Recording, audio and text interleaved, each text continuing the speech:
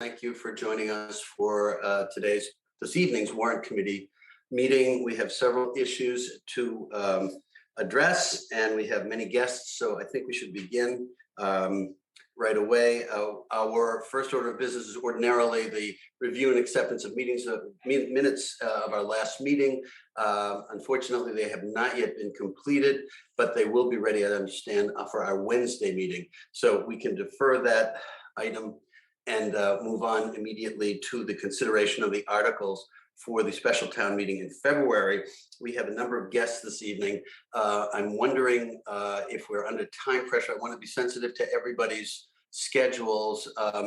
We have a number of people from the Milton Hospital for Memory Care Unit articles, and I'm wondering if it might not be best for us to begin with them, as many of them, I'm sure, have other things to do. So, Ned Corcoran is our guest. Please, when you are called and recognized, please identify yourself and your role. And remember, you are limited to 7 minutes, and I do stop you at 7 minutes. We have a broad range of things. The items that we are discussing have already been briefed. The information has been sent, so I will encourage you all to be succinct in your comments, and repetition is not encouraged. So we're welcoming the Memory Care Unit article to be discussed. Ned Corcoran. Yeah, George, Ned Corcoran. I had understood that you had communicated with Katie Conlon about maybe the two select board articles going on first. My group is anticipating. My group is actually anticipating that, so some of them we're going to be signing on not right at 7, and okay. I think it would be fine. appropriate to take Katie's issues and move on from there. Yeah, I'm happy to do that. Katie, I'm happy to have you start off. I didn't know if we had everybody assembled in time or not. That was not clear. But Katie, you're recognized, and we're very happy to have you. And you have the floor. Well, thank you very much, Mr. Chair, and Happy New Year to you and all of the Warrant Committee members and everyone who's on the Zoom tonight. I think Chase Berkeley, the DPW director, just joined us. So we are ready. Arthur Doyle, the vice chair of the board, and I are here on behalf of the select board this evening. And we have two articles that we thought would take a much shorter period of time to discuss than the zoning articles. So we appreciate your indulgence. The Randolph Avenue sewer betterment article is one that Chase Berkeley will speak to. It's one that I've been recused on because it's a bonded capital item, and I work for the law firm that does the town's bond counsel work. And then the second article is a home rule petition that we've submitted that Ned Corcoran would also be able to speak to on behalf of his client, which owns 1 Elliott Street. And in that article, we're looking for authorization to seek from the legislature authorization to eventually issue a liquor license, assuming all the conditions are met and the board decides that that would be in the best interest of the town. But we need to get an authorization from the legislature in order to be able to consider that. Do you prefer to take the Randolph Avenue one first, Mr. Chair? I believe that might be a good way to proceed, as we have Chase on, and we can get him through and move on from there. Okay, thank you. Then I'm going to stay on the line, but I'm going to turn off my audio while Chase is speaking. And Arthur could speak to this also on behalf of the board if there's any questions. Thank you. Chase, welcome. You're recognized. Just please identify yourself for the minutes. Thank you, Mr. Chair. Yes, Chase Berkeley, Director of Public Works. Thank you for your time, everybody, tonight.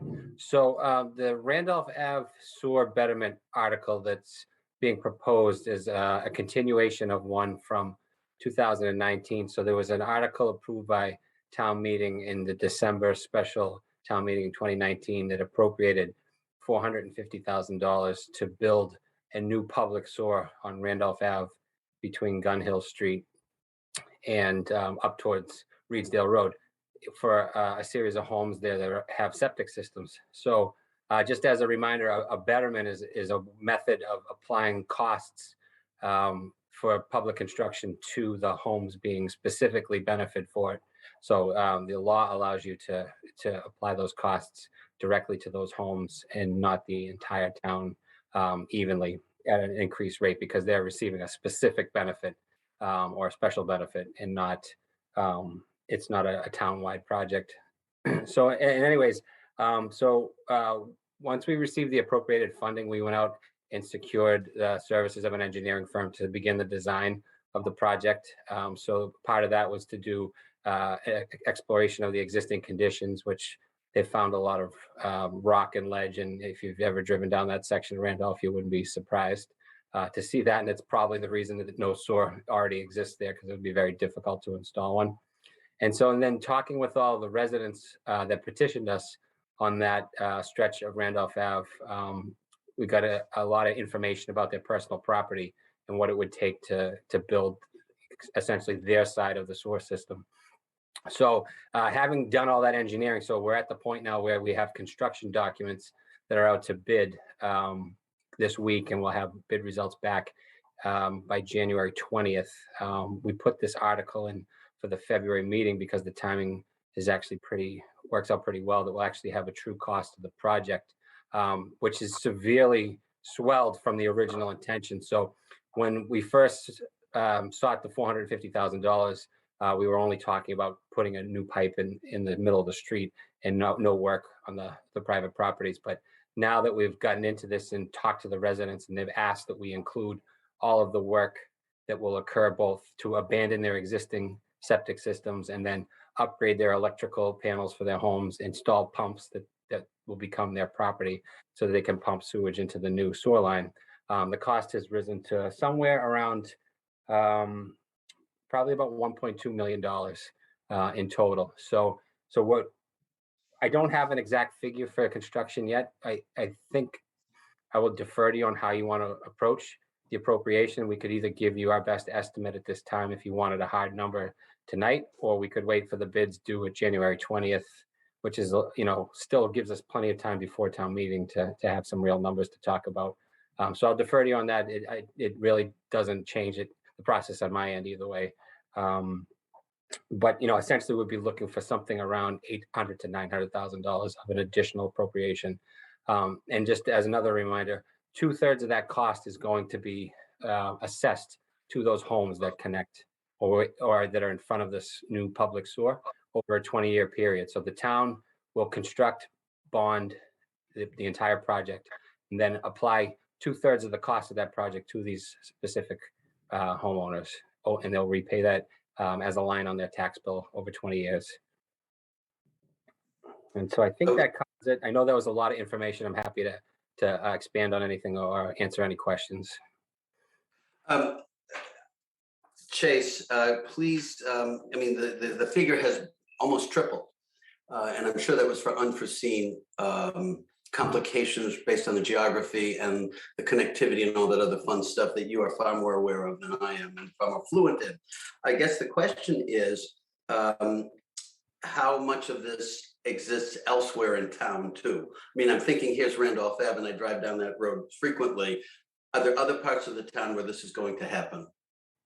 The potential is always there. So there are parts of the town, take the Hillside neighborhood, that are completely septic, and there is no public sewer available.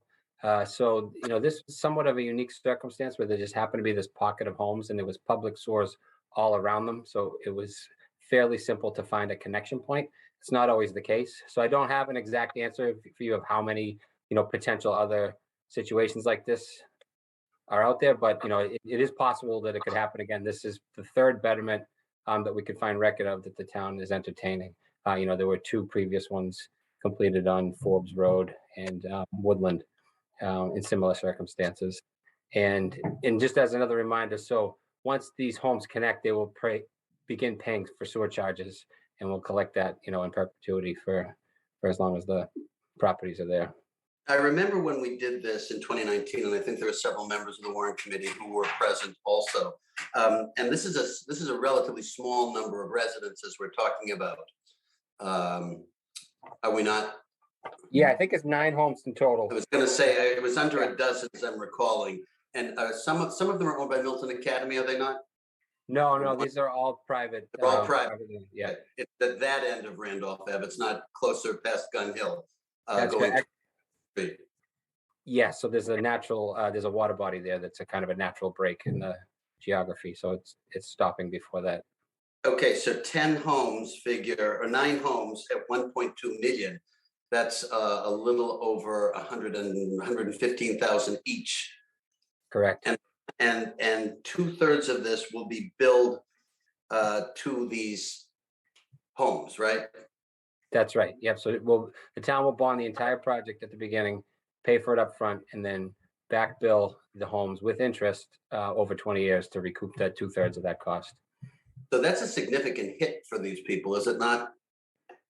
It is. So if you take into account, just the prices of public construction these days and what a new septic system would cost, if you had to replace one on your property, it's probably $30,000 to $40,000 now for that effort. So I've dealt with these sewer betterments in Boston before. They often do kind of fall apart at the end when people see the real number.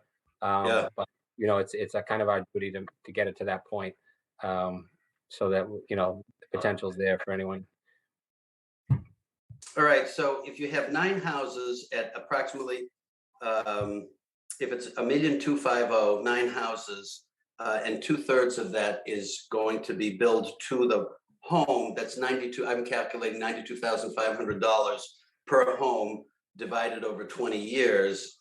That's $4,625. What interest rate is ascribed to that? Yeah, it's statutory. I think the town's allowed to charge up to 5% interest.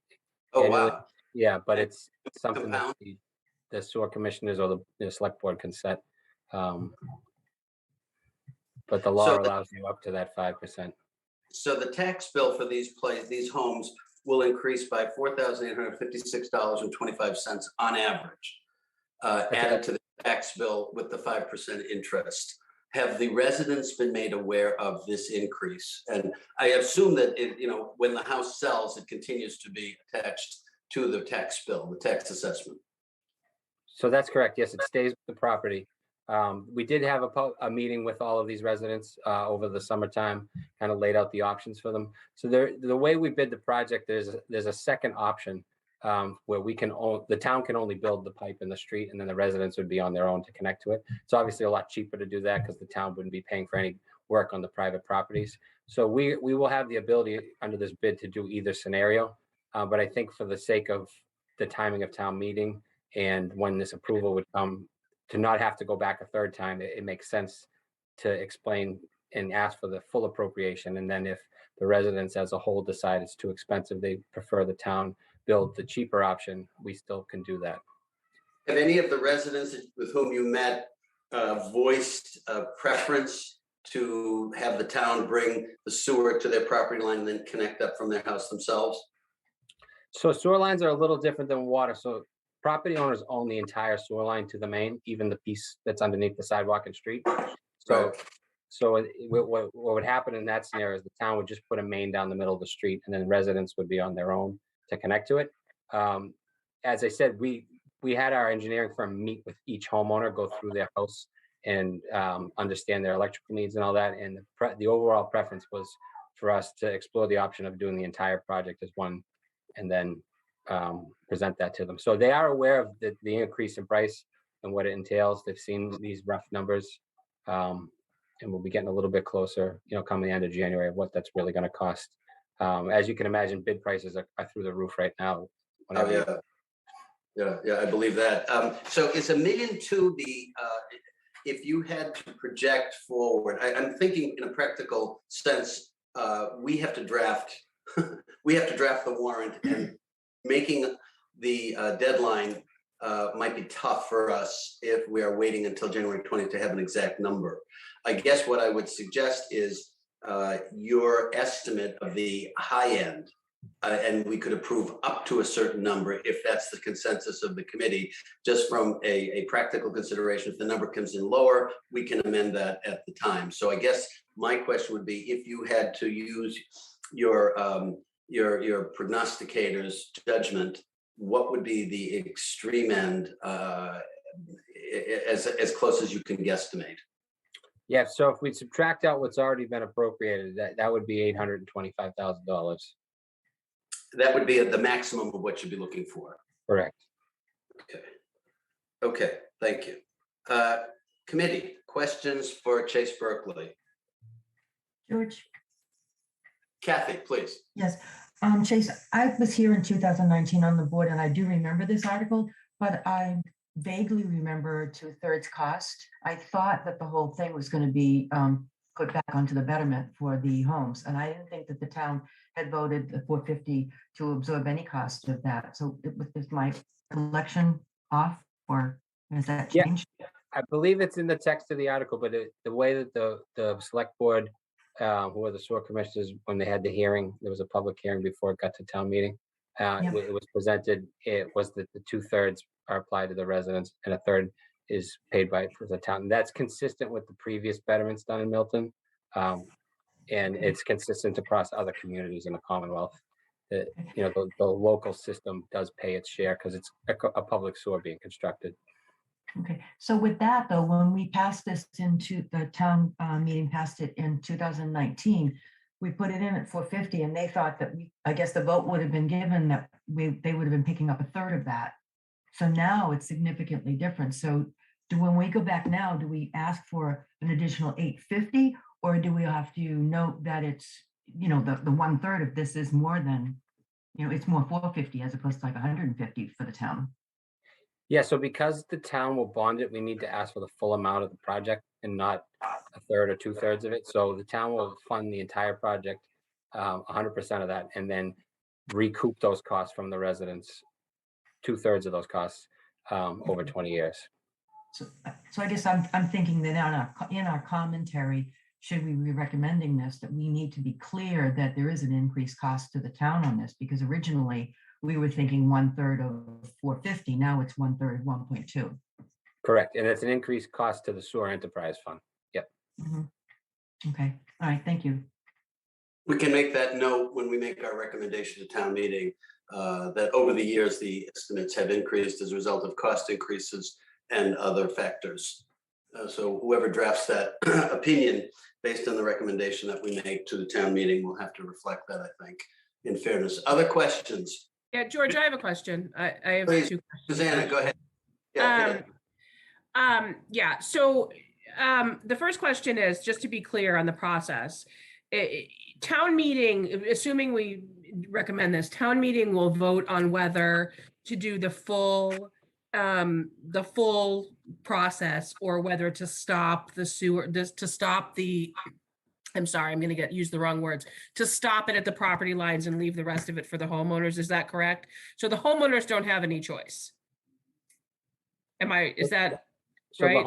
the homeowners do have a choice, Okay. and they've all told us that they want us to do everything. Okay, thank you. So then my second question is, what happens if we don't do this? We don't have enough funding to build it, so the project will basically just not happen. So if it doesn't happen, are there repercussions that we need to be aware of? Is the sewage going to start leaking into our streets? Like, I'm just wondering, is there a long-term concern about what would happen if this didn't go forward? Yep, there is. So that was one of the reasons they petitioned us in the first place. Several of these properties have failed septic systems, and Okay. rather than replace them with a new septic system, they wanted to explore the option of connecting, and that's what kind of brought the project to light, and then developed into this, connecting more homes than the original couple that had an issue. And I then see. these properties are right beside a water body, so that failed septic system has the potential to pollute and get into that water. So Yes. the immediate repercussion is that if this project wasn't funded or the town didn't participate, then those homeowners with failed septic systems would need to invest $40,000 or whatever it is to replace their septic system, right? Right. That's one. Okay. Thank you. So Susanna, you raised a good point, because if the homeowners were having to do that, they'd probably have to upfront that, not all at once. And so this strikes me as being cheaper for them, even though there is kind of a balloon in their tax bill or whatever they're due to pay to the town. But I think over the period of time, we're talking 20 years, it isn't as horrific as it could be. Yes. George, can I ask a question? Of course, John, please do. Chase, do they have to pay the INI to do investigation down the road? So that gets included in the whole cost of the project. So they don't pay a separate INI figure. So just so for everyone knows what Mr. Driscoll's talking about, if you were to construct a new home in Milton, you are going to generate flows that didn't exist. So there's a state law that has us apply a 4-to-1 ratio. If we charge you the cost of removing 4 gallons of rainwater for every 1 gallon of sewage you produce. And that's a separate fee that's in addition to the connection fee to a sewer system. So, but that's included in this cost already, to answer your And that question. is that calculated on the square footage of your acreage, Chase? It's calculated by what they call equivalent units. So it's basically bedrooms, how many bedrooms you have, but it's different for commercial space. And just for the good of the order, I&I is the acronym for what? That's inflow and infiltration. So that's how, when rainwater gets into our sewer system and we have to pay for it to be treated at Deer Island. Okay. I did this project 19 years ago when I was young and foolish. With so I remodeled my house and I wanted it out on the street anyways. I had septic and I didn't want it. The whole project cost me with the I&I and the sewer system. I'm on ledge. It cost me close to $65,000 to put it out in the street. So this is a bargain kind of for the homeowners after a fashion. Yes, they're getting Okay. but it's good for the town too, believe me. Oh, absolutely, I can see that. And for those of you who don't go over Randolph Avenue frequently, there is a body of water there. And I'm sure the Conservation Commission will be thrilled not to have septic draining into it, as we should all as town residents. So I think that's a very good observation. Thank you for the questions. Anything else for Chase? I guess the issue for us is going to be persuading town meeting that the cost increase is justified. But I guess the costs are what they are. And given what construction costs are, the delays because of COVID, the demand for workmen, good workmen who will finish the job, and where oversight is important, I think is part of the critical issue here. Is it not, Chase? It is, and that the scope has been increased to include, a lot of work on the private properties that wasn't part of that original article. And I think that's an important consideration, because when we first discussed this, I don't recall issues of that magnitude being brought up, because I was chair when we talked about this first. I do remember the 2/3, 1/3 at the time, but again, the increased scope, I think, could be a rationale for the town meeting to be receptive to this, in addition to the conservation and the wetlands issues that we have to face. How long, Chase, just the last question from me, over what period of time can this happen? Can you begin before it's bonded, et cetera, or what's the process? Yeah, so our anticipated schedule for construction would be April through November of 2022, if we receive approval. April 2020, April through November. Yes. Right, and so is Randolph Ave going to be dug up that whole time, because it's a very busy road? No, we would phase it with the traffic. It's obviously commuter traffic, PM and AM on either side. So, and then this is a relatively small pipe. It's a 2-inch PVC pipe. We're not talking about big mains, because this is a pump system. So, So question for our select board, Arthur Doyle, how long would it take to have the bonding undertaken if we give the recommendation to town meeting votes approval? What is the process after that, just for our edification? Thanks for that question, George. I don't have the answer to that, but we'll obtain it for you. Okay, I guess that pertains to the question of, given the cash flow needs of the town, will the town of Milton have to come out of the general fund to front the costs while bonding is in process and refunding that? So I guess that's a question for the town administrator. If you can give us that timeline, that would be helpful. I don't think it would impede. I don't want it to impede anything, and I don't think it would really influence our decision. I think it's more a question of curiosity and how it would actually play out. We'll get back to you and be pleased to do so. Thank you, appreciate it. Other questions for Chase? More question, George, Christine. Oh, please, Christine. So I would also remember this from a couple of years back, and I have the same recollection as you, Kathy, that it was somehow kind of an easy answer because it wasn't a big cost or any cost, but nevertheless, I do remember the conversation about the water. John made a comment like, this is good for the town. Can you explain that in the context of the increased scope and the extension to the homes? In other words, I understand that not having septic is good for the water sources, there's risk there. What is the benefit to the town of going from the main to the residents? Because that's an increased cost to us, right? it is. It's so there's two sides of it. There's a financial benefit over time because we're essentially adding 10 customers that don't exist that are going to pay sewer charges. from now on. And then the environmental benefit of not having failed septic systems. When sewer betterment projects or public sewers in general are constructed, it's very common to connect all the homes up at that time. That's usually how these projects are approached. If each homeowner were to hire an individual contractor and have to put in their own sewer and blast rock out of the way, it would become very, very expensive on the homeowner side to do that all separately. So you get the economy of scale by doing the whole effort at once. That's perfect, thank you. And you know what, you just kind of rang a bell, Kathy, maybe it was the additional sewer tax revenue that we were including in the math, thinking about whether this makes sense. Thank you. Okay. Other questions? Is the membership comfortable taking a vote on this tonight? Or should we wait for a dollar figure, or should we vote on the 1.2 million as the figure? I think if we wait for a dollar figure, it's going to be too rushed, George.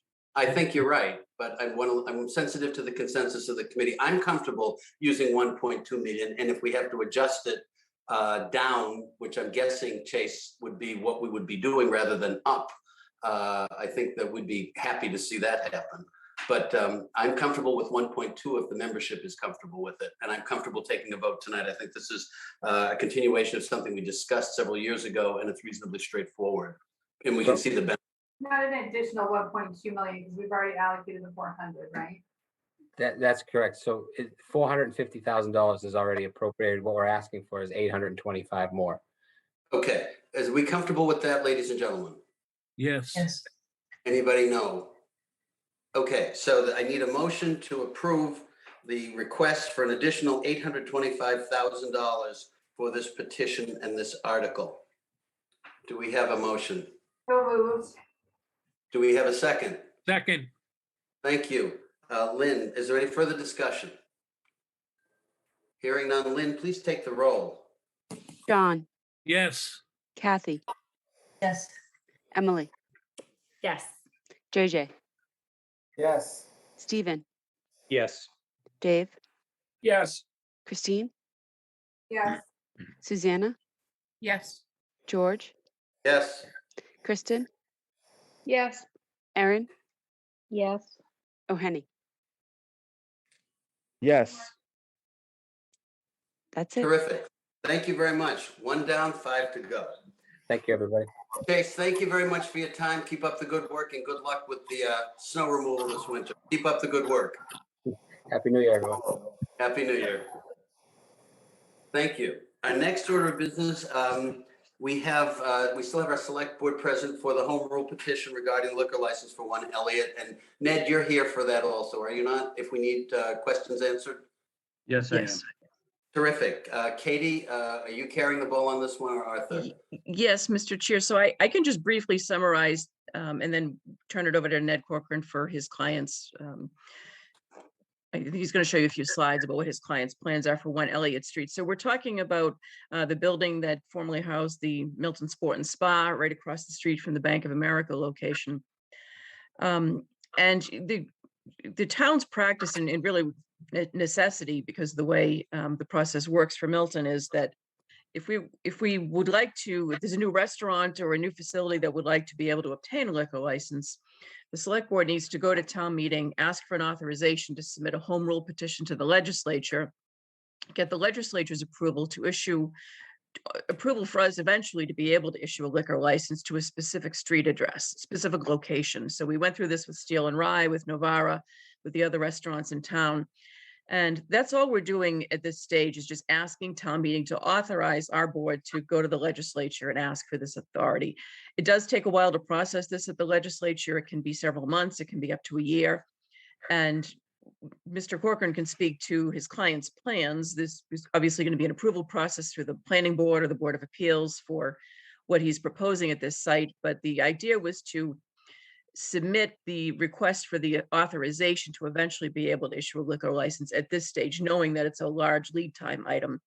And while this is playing out at the legislature, assuming town meeting authorizes the filing, then the zoning and planning for this property can all take place. If the legislature approves the home rule petition and gives us the authority to issue the liquor license, then down the road, it might be a year or more from now, the select board at that time would be in a position to have a public hearing, hear from all interested parties, the applicant, and make a decision as to whether the liquor license is appropriate for this site. So we're not approving anything, if any particular license, if we approve this at town meeting. All we're doing is authorizing our board to submit to the legislature a request for them to allow us eventually to be able to issue a liquor license. And Okay. with that, I think Mr. Corcoran can speak to the client's proposal and what the details are. Terrific. Ned, you have the floor. Great. Thank And you. if you don't mind, I share screen and show a couple of quick slides. Go ahead.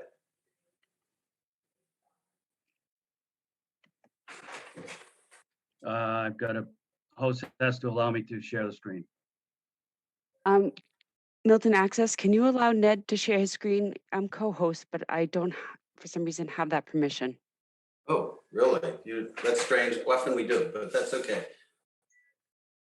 I hope he's still there. I'm Has still gone here. No. I'm talking about the fellow Milton Access Cable. He hasn't gone out for a drink or coffee or something. I know that our meetings are riveting, so I'm surprised he's not, glued to his console there, but, everybody's different. I may also need to share the screen for the Yes. memory care Yeah. as well. So let's hope that he's still there. Lynn, do you have the context so we can jingle his cage or something? Unfortunately, I don't. Oh dear. Okay. Ned, would you mind forwarding that email to me? And worst case scenario, I can share my screen while you speak into the presentation. Can you send if you can forward that to Lynn, maybe we can get that. Otherwise, I would just say, go ahead and we'll do the best we can. I'm not sure that I can. I've got two separate images. One is a Google Earth image, and the other is two slides of what the proposal would look like. But if you can, I can speak to it briefly, and then we'll see what follows. So yeah, why don't you start and hope that our Milton Access Cable person comes back and we can get him engaged. So I represent One Elliott LLC, which is owned by a guy named Joshua Wild, who lives here in Milton. He's done a number of interesting development projects in the city. He purchased a year or so ago the property that I guess would be known as the Milton Hill Gym. It's 1 Elliott Street at the corner of Elliott and Adams down in the village, opposite the Bank of America building and also opposite the extra space storage property. The property is actually fronts on the combination of Elliott Street and the bike path down below. And the rear lot line is actually the Neponset River. Ned, I'm going to interrupt you. I got a note that you can probably do your screen share now. All right. Thank you, Lynn.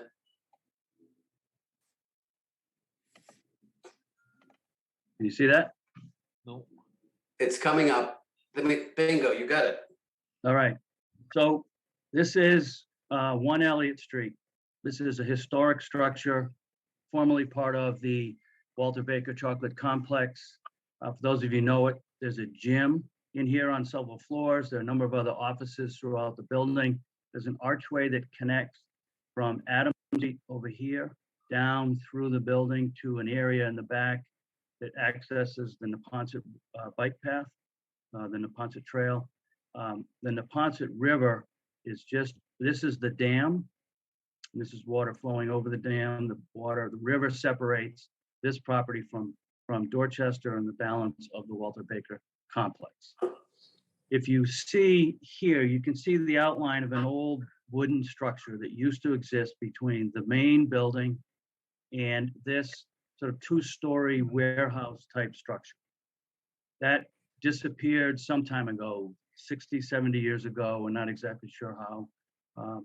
But my client has a plan to rebuild this building, turn this building into a brewery, put a brew pub on the first floor of this building with seating over the river, had 3 stories above of housing, combination of market and affordable, put an elevator in, which would provide handicapped accessibility to this building, put more units in here, repurpose the gym, and really sort of clean up the property. You can see between these buildings, there's a concrete, if you look down, there's a concrete floor, if you will, that was sort of the basement level of the building. There are some piles. The building sits above the river. The piles connect down into bedrock within the river. I'm going to quickly change.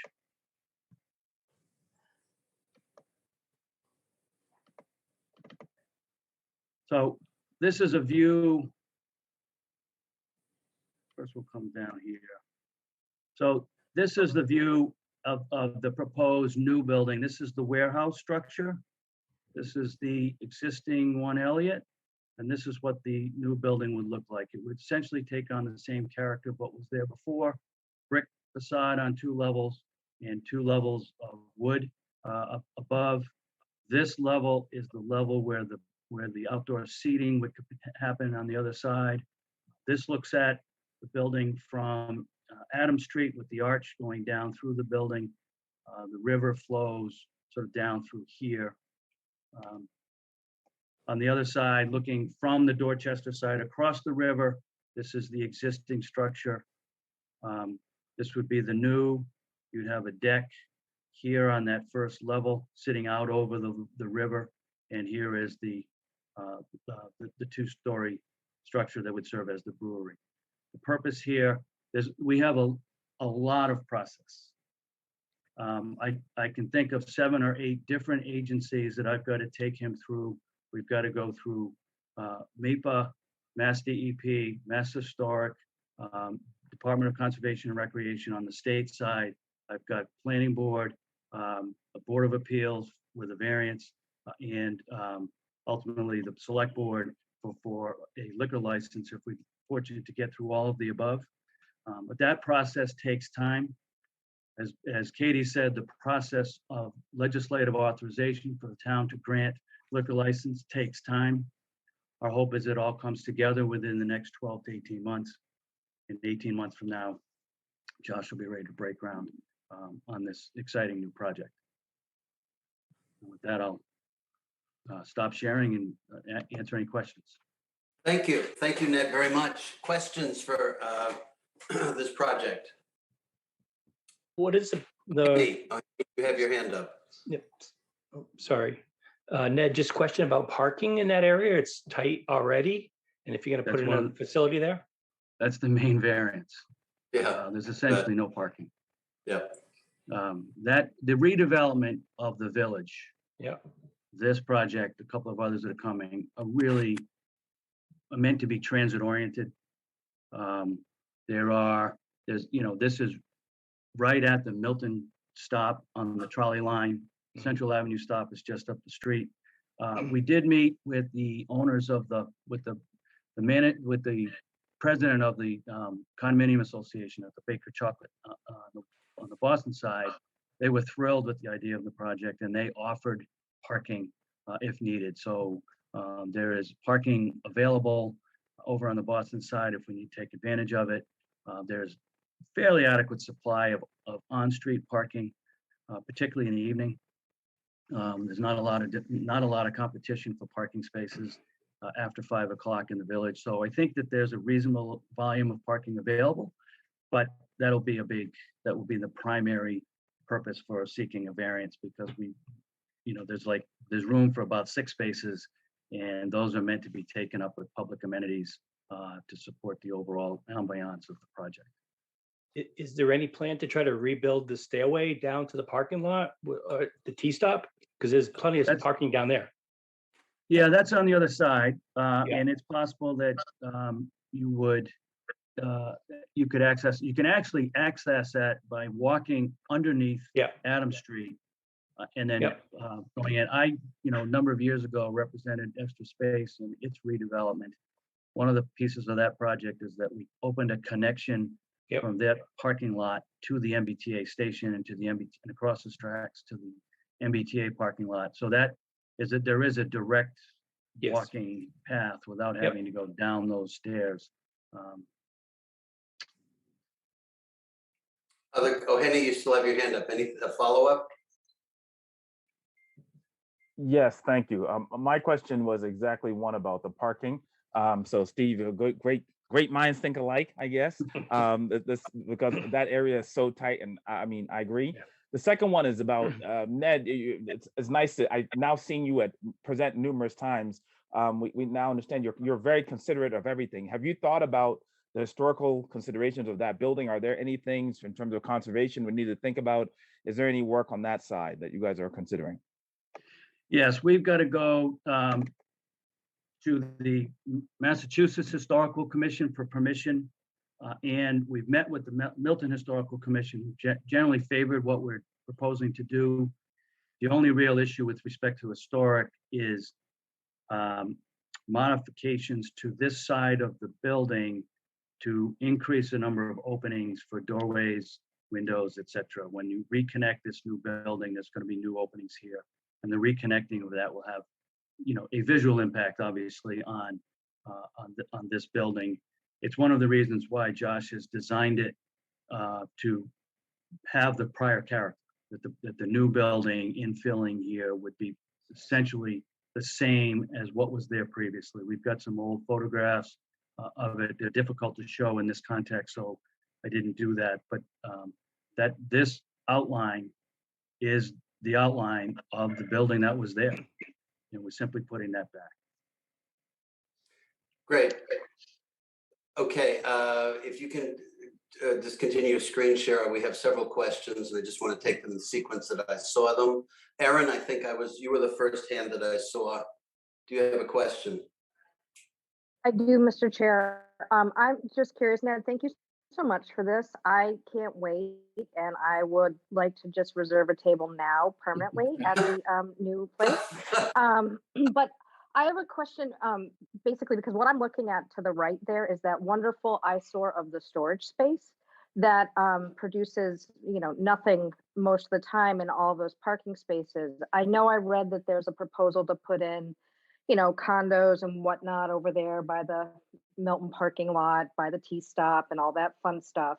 So if we lose that parking spot, is anybody talking to the storage people about utilizing this parking? Because we've got Ostra right down right over there. We've got Steel and Rye, which I tried to go there the other night, and I was almost in Milton Village when I found a parking space. So I'm just curious about this storage space and whether or not we can utilize some parking there.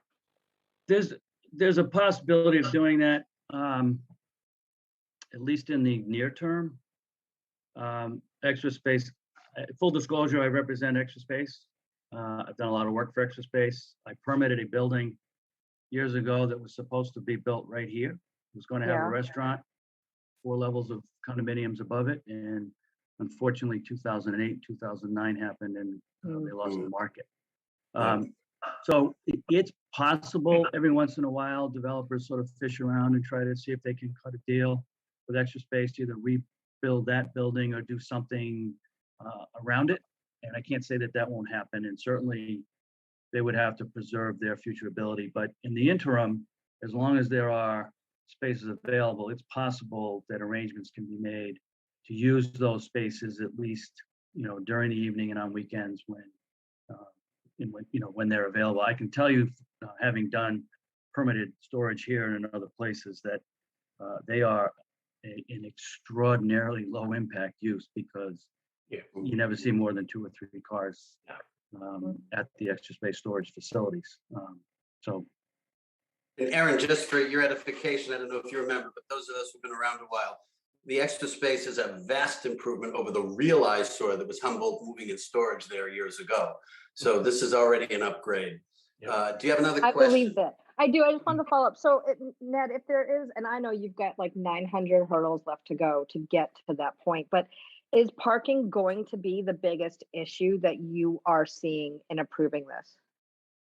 Yes. Well, 2. Okay. One is separate issue that's going to be significant is permission from DEP to put some columns in the river to shore up the substructure of this building. That makes sense. It may require a variance under, Okay. under chapter 91. Yeah, that's somebody else's fight, fortunately. Right.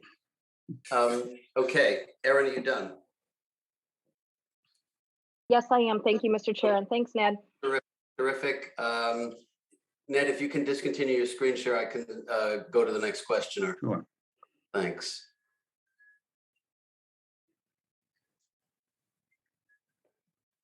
I want to make sure I get this in proper order because I think, Dave, I think you had your hand up next, if I'm remembering properly.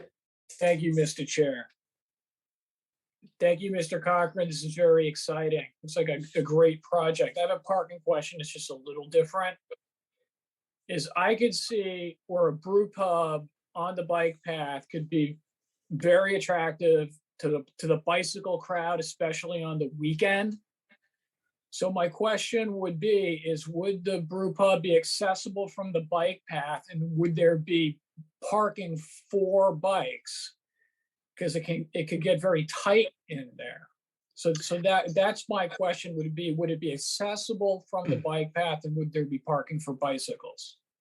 Yes, you can simply walk in. There's a very low wall here. You can just step over the wall on the bike path into this area. We'll clean that up with an easement agreement with DCR. But yes, the short answer is yes, bicycles will be welcome. The other thing that Josh is talking about doing is creating some sort of a public deck here with a fishing access to fish into the river. Boy, he's an optimistic guy. I can't imagine eating fish out of the Ponce River even now, but God bless him. Okay, Dave, is that your question? It is, thank you. Terrific, thank you. I can't tell who's next because I still have a screen that shows this lovely vista of Milton Village. So if someone can take that down, then I can proceed with the membership questions. I can stop sharing for the moment. Terrific, thank you. Okay, Steve, I see your hand. Yeah, so I had two other questions. First, there's other businesses that are in that area, and that the building behind is a electrical company or something. I walk there every day with my dog, so I know the area very well. Have you been having conversations with them, and they're okay with what your plan is? Yes, in fact, the architect is one of the tenants. He's up on the top floor. Kevin Carroll, who's a neighbor of, former neighbor of mine, neighbor of yours, is up there. There are others. They're all pretty much aware. Josh has done a pretty good job of communicating. So the small building that's behind that you're going to connect to, I think there's an electrical contractor in there or something, and it's like their storage space. So I don't know if they own it or they rent it or what I don't know the status there. I specifically, I don't know, but these buildings in the back are occupied by separate tenants. I don't think anything's happening in there. I know that up top, he's talking about residential units, some affordable units up here and on the top floor. So these floors would become residential. Yeah, I think this would remain essentially as they are, maybe get cleaned up a little bit. Okay. He's done a pretty nice job of cleaning the inside of the building as you go up the stairs. So I know that Josh he's communicating. Yeah. Okay. Thank you. And the other question I have is, so I'm not sure the EPA or whoever's behind it, they're planning on cleaning up that part of the river somewhere in the next years or so, which means there's a huge amount of pollution behind the dam. How is that would impact your project? We don't think it impacts at all because the dam, let me go back to the other screen real quick.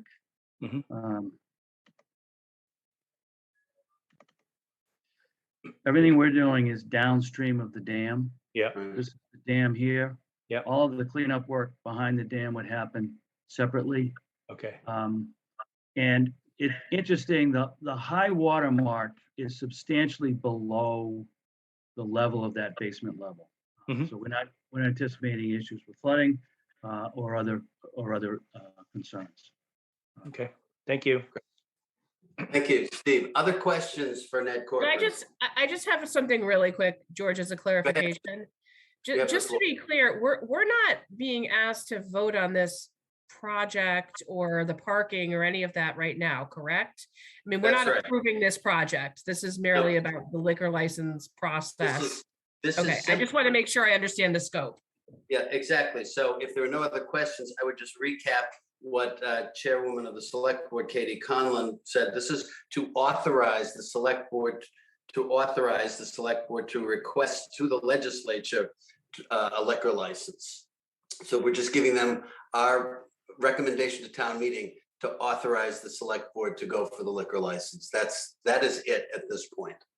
Is everybody clear? George, John? I've done work for this owner, so I'm gonna have to, what do I say, abstain, and what's the other word? Recuse yourself. Recluse myself, all right? Okay, that's great. So if there is no other questioning, I think we could probably take a vote on this. I think it's reasonably straightforward. Does anybody object to that? So hearing no objections, the chair will entertain a motion to authorize the Select Board to approach the legislature for a liquor license for 1 Elliott Street. Do we have a second? Do we have a motion for that? So moved. So moved. Do we have a second? Second. Thank you, Steve. Any further discussion? Okay, all in favor? Lynn, can you take the roll, please? John, I recluse myself. Kathy, Yes. Emily, Yes. JJ, Yes. Stephen, Yes. Dave, Yes. Christine, Yes. Susanna, Yes. George, Yes.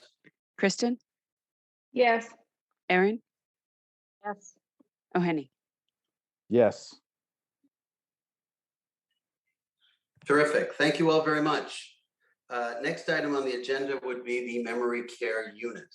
Thank you. Thank you all, Mr. Chair. I'm going to step out and thank you to Mr. Corcoran and to all the members of the Warrant Committee and the Planning Board for indulging us. We really appreciate it. Mr. Chair, I don't know if you wanted me to report to the full committee that the Guile Road articles are going to be withdrawn by the Select Board at the January 12th meeting. So those are not going forward. The School Building Committee has asked us to defer those until the May annual town meeting. So Thank you. we'll be voting to take those out. Terrific. I had already shared that information with them based on the information that you shared with me. So thank you for coming. Arthur, thank you very much for your time. And we'll look forward to hearing more from you. Thank you all. Good night. Good night. Yep. So this article, are articles, I believe. Ned, are you quarterbacking this one, and who is speaking to us for the memory? First one, I guess, is the memory care. I am representing the proponent, the combination of Northbridge Companies and the Milton Hospital. That owns the property. It is a zoning article. It's a proposal to rezone property owned by the hospital on Highland Street. It is a planning board article. It was voted by the planning board as a planning board article. I don't know whether the planning board wants to take the lead, Danny, or whether you want me to take the lead and explain it. I can share a screen and show a draft of a site plan that's been developed through a long process over the summer with neighbors in the planning board, or I can sit back and follow Denny's lead. I'm happy to do whatever you all think is the right thing. I leave it to either of you. I'm holding you to the 7 minutes for this presentation. Thank you, Mr. Corcoran, and thank you, Chair Asher. I would welcome allowing Mr. Corcoran to do the presentation on this article. Thank you. I'll be here for any process questions, but please go ahead, Mr. Corcoran. Great, Appreciate it. thank you. Right, And I will I'll take it from here, and then I'll share screen in a moment. As I said, I'm here on behalf of Northbridge Companies and the BID Milton Hospital, joined, if necessary, by Rich Fernandez, who's the president of the hospital, Wendy Nowakunski and Jim Coughlin, who are the principals in Northbridge. And I know there are a couple of other people who are interested in speaking as well. I think Deborah Felton and Tony Cicchello. Tony's the president of the hospital board. This is a zoning article. It is a specific article that would authorize the development of a 10-acre parcel owned by the hospital across Highland Street, essentially out the back door of the hospital, and abutting Winter Valley on two sides. It also abuts a single-family dwelling on High Street and is across on Highland Street, is across the street from a handful of other single families and faces to Spafford Street, one of the ladder streets that connects Highland Street down to Reedsdale Road. I did submit a memo. I trust was helpful with a Yes, copy thank of this site plan, and I'll share. Here we go. I thought I had it ready to go. No, I apologize for that. But the zoning article would authorize the development of a memory care facility containing 70 units, total of 78 beds. In 2015, following a fairly significant public process, the town adopted the master plan. One of the broad goals of the master plan was really to plan for the future of seniors in Milton. We have extensive volume of independent living facilities, Fuller Village, Winter Valley, Unquity House, Home Inc., et cetera, that are available for people as they age, but we have very little in terms of assisted living, and we have nothing in terms of memory care. In particular, the master plan called out specifically, and it's sort of a call to action, if you will, an objective contained on page 103 that I highlighted that says, encourage Milton Hospital to pursue past proposal to develop assisted living facility on hospital-owned property located across the street from the medical institution and adjacent to senior housing.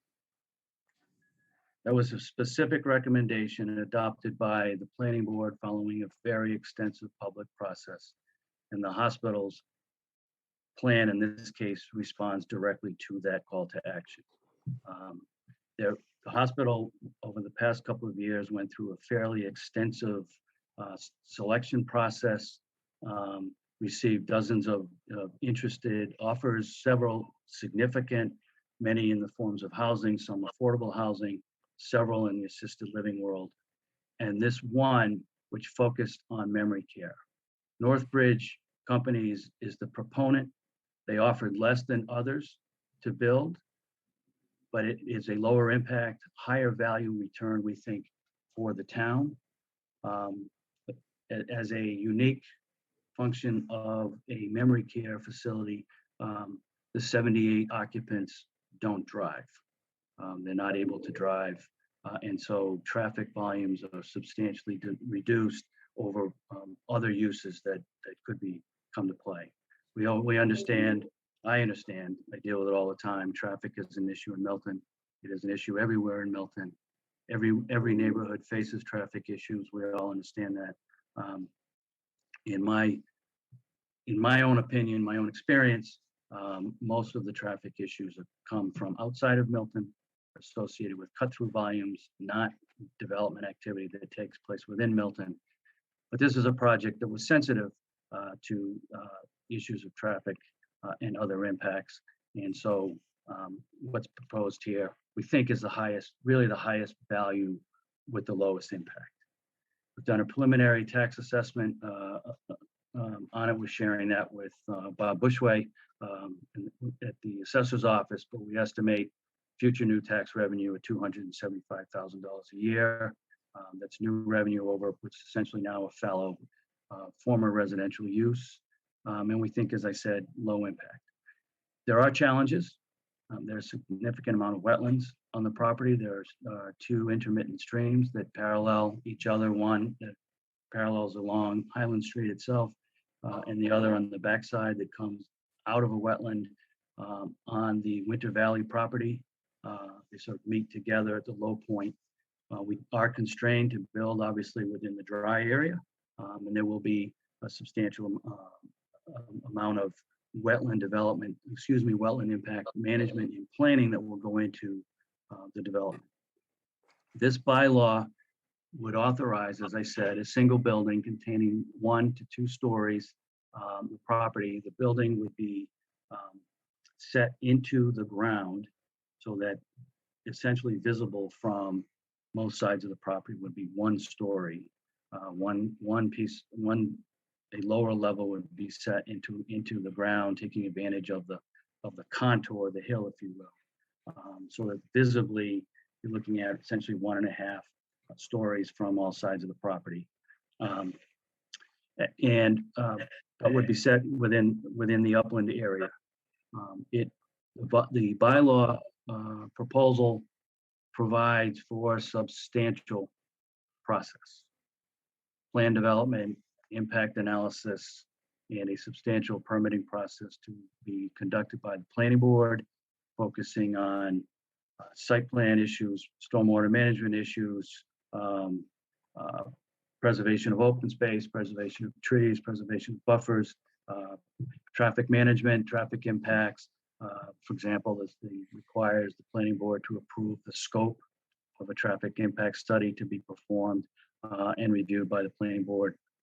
In parallel with that, the special permit process to be conducted by the planning board, the Conservation Commission also has jurisdiction over this project. Would have to file and go through notice of intent with an order of conditions to be approved by the Conservation Commission, addressing all of the wetland issues with the property. We know it's complicated. We have a very sophisticated developer with a very sophisticated development team. We're confident that we can meet all of the issues and concerns that have been addressed, that will be raised and need to be addressed. And we're confident that we can get there and produce a project that will respond to a critical need within the town for senior living, including memory care, a facility that will be supportive of the hospital and its mission, and that will be a minimum impact, as I said. I will stop there. Obviously, I'm available to answer questions, and if I can pull up I will now go and attempt to re-pull up the site plan so that I can present it and obviously answer questions to it, if that's helpful. Okay, thank you. Ned, thank you. You were right on the nose for 7 minutes. My congratulations. Your law school professors would be proud of you. I think it's the first time I've ever beaten the mark. I'm impressed. My compliments, because it's a very complicated issue. We have had all kinds of input, believe it or not, about this, about the role of the hospital, et cetera, and the impact that this will have in the town with respect to wetlands and traffic and all this other stuff that you appropriately raised. So I see one hand up already. Erin, do you have a question? Just real quick, is this something that will be considered part of Milton Hospital, or will it be a privately owned building? This would be privately owned. It will be So it would be taxable. New commercial development, and it would be taxable as commercial property. Love it. Thank you so much. And by the way, we are so needing this in our town. So I love this. Thank you so much. So another question with respect to that, if it's privately owned on hospital land, what is the interest of Milton Hospital, BID Milton, I should say, because BID Milton is BID Milton as opposed to the Milton Hospital that was truly a town hospital operated for the benefits of the citizens all through most of my life growing up, and of course has adopted a far more regional approach, not necessarily catering to the interests of the town by any means anymore. So I guess the question is, what is the role of Milton Hospital? How are they managing it? And how does this improve their corporate citizenship, which has sadly been questioned by many people in town as a result of their failure to participate in the payment in lieu of taxes program? I'm sure I can answer many of those questions. I can. Well, we do have hospital people who can, I think, they're willing to speak on these issues. How is the hospital associated with this, benefiting or overseeing, or how is this going to, what is the relationship? I think we need to understand that as well. At this point, I can explain the relationship. And then perhaps Rich or Tony could speak more specifically some of your other questions. Right now, the hospital is the owner of this property. And the property is under a purchase and sale agreement with Northbridge companies. Northbridge has it under agreement. They will purchase it if and when they manage to secure all permits and approvals associated with the ability to go forward and develop it. Once they secure all permits, they will purchase it and become the owner, and then build and own and operate the facility. The hospital will benefit obviously because it will generate a significant amount of new income from the sale. Right. It benefits because there is if you will, a customer base, a client base that will remain attached to Milton Hospital. Folks who need assisted living and or memory care services would otherwise need to leave town and attend, get hospital and other services at other closer facilities. It wouldn't be taken by ambulance, for example, to Milton Hospital.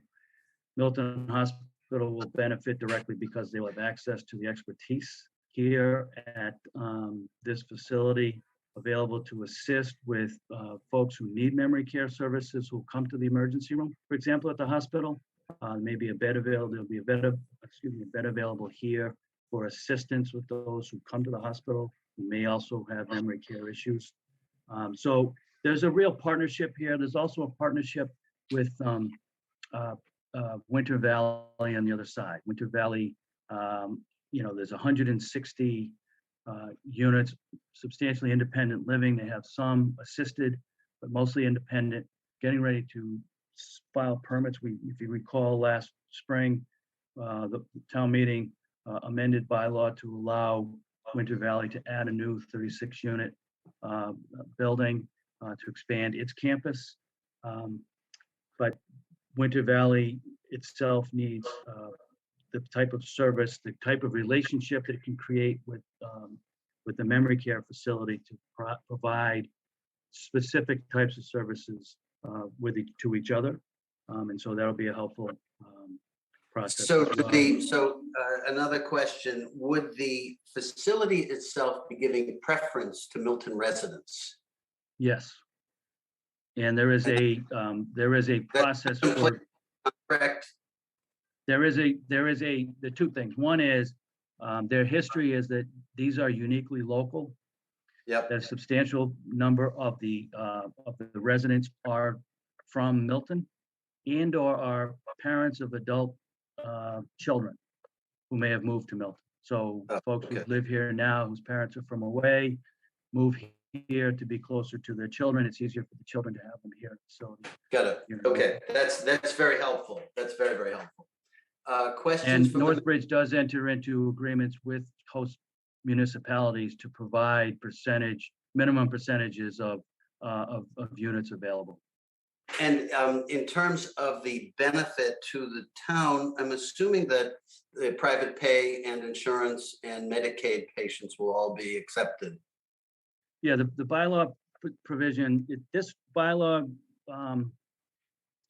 there's a substantial rework of the bylaw that was put in place for assisted living over on the horse farm off of Randolph Avenue. Yep.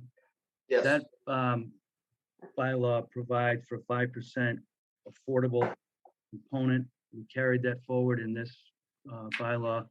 It's not an income-based analysis. It is a otherwise asset based analysis. They don't count on the subsidized housing inventory. None of the units count on the subsidized housing inventory, whether they're market rate or affordable, because they don't have kitchens and they're not independent living units, unlike Winter Valley and Fuller Village, which are independent, and those units count separately. This would not count, but 5% of the units must be made available for folks who need that type of assistance. Questions by the membership?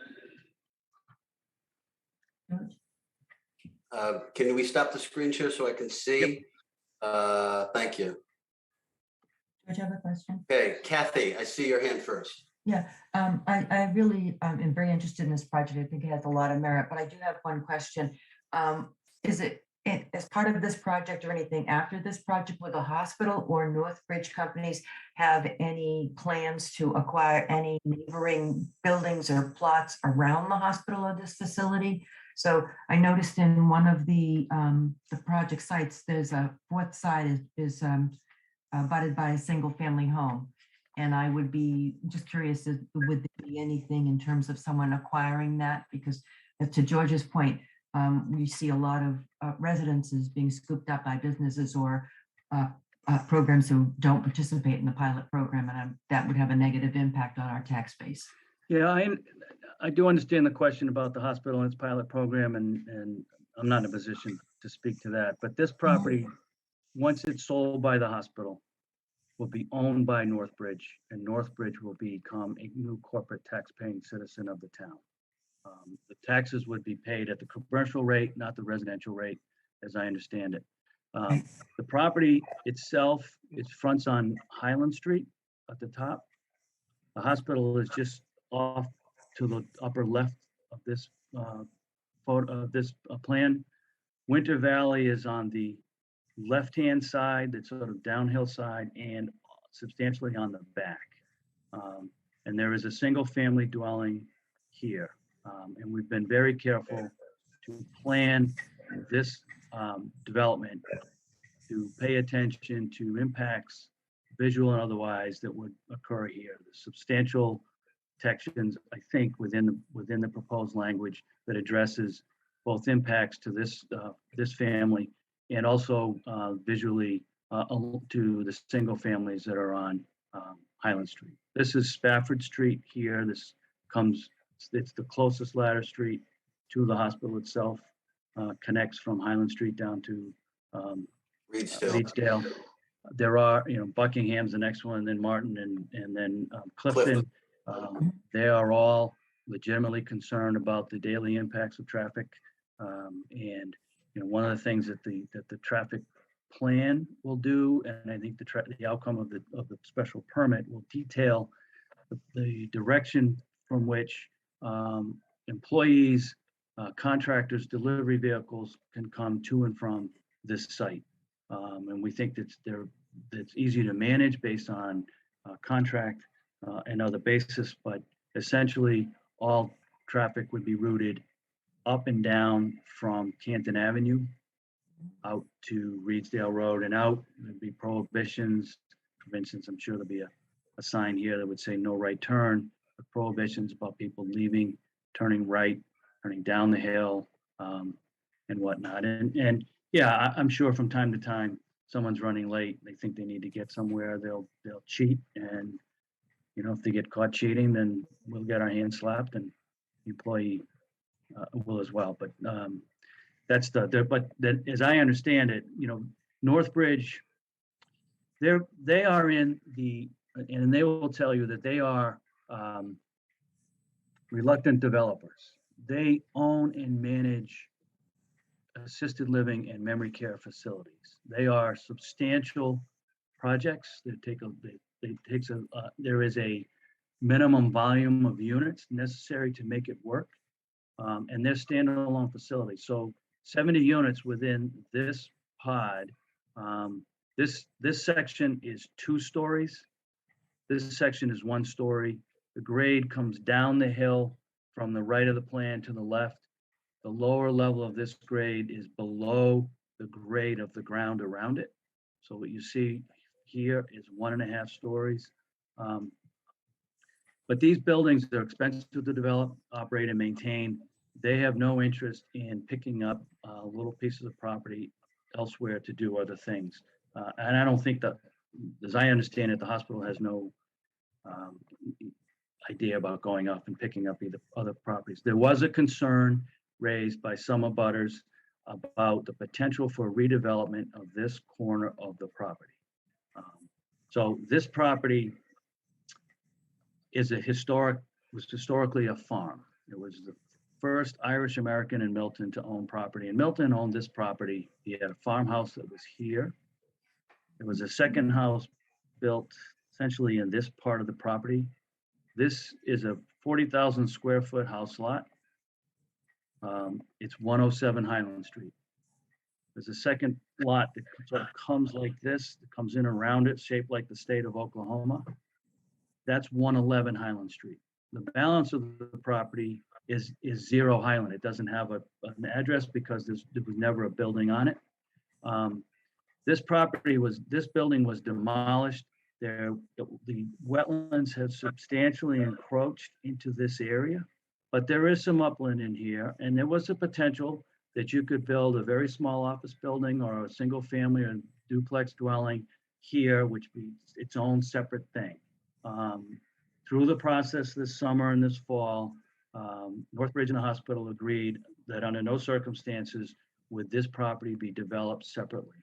In fact, at one point, the bylaw language was amended to increase the minimum length of frontage along the road to 400 feet, which covers most of this frontage area. And it would exclude the ability to do separate development here, because it couldn't be a separate lot. We think that this area is necessary in any event for some stormwater detention, some flood storage, to address issues associated with.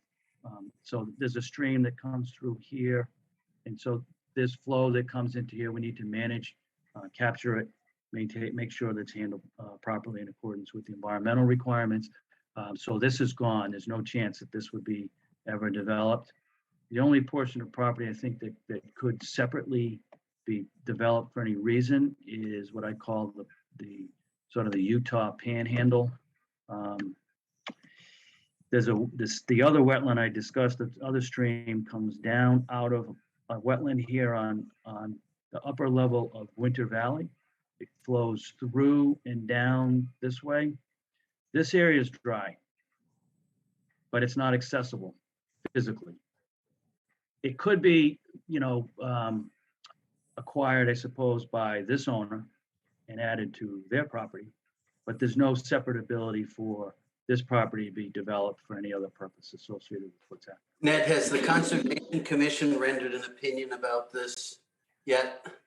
They preliminarily, we've been to the Conservation Commission for two things. Those issues, those two determinations made by the Conservation Commission have been appealed by this abutter. We're expecting this abutter is going to appeal. She's filed 2 appeals. We think there are more coming. We just anticipate it. They've challenged the determination that these streams are intermittent. That's under appeal to DEP. We're also in the process of doing site evaluation to understand what the soils conditions are, et cetera. We've requested permission of the Conservation Commission to dig some test pits, to do some soil sampling at various locations. And that determination that was approved, it was authorized to be done, that's been appealed as well. So what is the timeline based on these appeals, and how is that affecting the transaction? These appeals, the DEP is anticipated to issue a superseding order of conditions sometime within the next 30 to 60 days. There's a separate appeal. It's more process related as opposed to substantive that's gone to the Superior Court. That could take months to whatever. What I understand of Northbridge, they are very interesting development firm.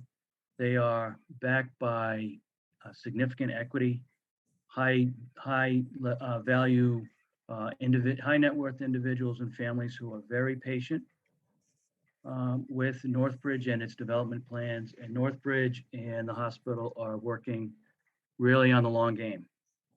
This is not. So there's nothing in the process that would scare them away? Not at all. Next year or two? No, they just opened one in Marblehead that took 7 years. They opened another one at Anna Jake's Hospital in Newburyport that took, I think, 4 or 5 years to get through. Right. These are they're long processes. Every one of these, it's big change in neighborhoods. And change doesn't come easy. I understand that. I deal with that all the time, but of course. They're not faint-hearted. They're in it. They're in it for the long haul. And I think at the end of the day, we've got a good project and a good outcome. If you can take the screen share down, we can see if there are additional questions by the membership. Let's see. We have Kristen. Do you have a question? Yeah, I was just wondering, do you have an estimate of how much of an impact this would have on our public safety resources? Like fire having to respond to 911 calls, and had memory care, family members with dementia who've, gone missing, which, requires police. So just any idea of that. Yeah, there'll be occasional ambulance calls, fire call outs. The good news, it's across the street to the hospital, to the emergency room, so it's a short trip. These are very secure facilities. Each of they call them neighborhoods. There's 3 or 4 separate separate sort of sub areas, 20 units to the area. Each one is secure. They have access to outdoor secure area and indoor. And I think from and knowing that they are working and that they do work significantly with memory care populations, that is a very important thing to pay attention to. It's an important part of their state licensing and their experience and their plans associated with that. So they are, I think this was the 4th or 5th memory care facility that they would open in Eastern Massachusetts. They've got some in Maine as well. This is something they've got their eye on the ball on, and I think that the impacts to the community would be de minimis. And the fact that it is a senior housing facility, for example, and no impact on schools. It would be an interesting opportunity to create a relationship with the nursing program at Curry College, be job opportunities for people in the town, nurses and others who to come and work at a place like this. Other questions from the member? All right, I will recognize Deborah Felton. Please identify yourself for our minutes. Thank you. I'm Deborah Felton. I'm a town meeting member from Precinct 2. I am also on the Board of Advisors of Milton Hospital, and most importantly, I'm the executive director of Fuller Village, where I have 400 residents. And I just wanted to speak to Northbridge. I visited their development, their community in Needham, and was just so impressed with how just the building, the environment, how the building just fits into the landscape. If I didn't have a colleague with me who knew where it was, I would have gone by it because it is so well set back and surrounded by trees. I was really impressed with the warmth, and not only the warmth outside, but as soon as you walked inside.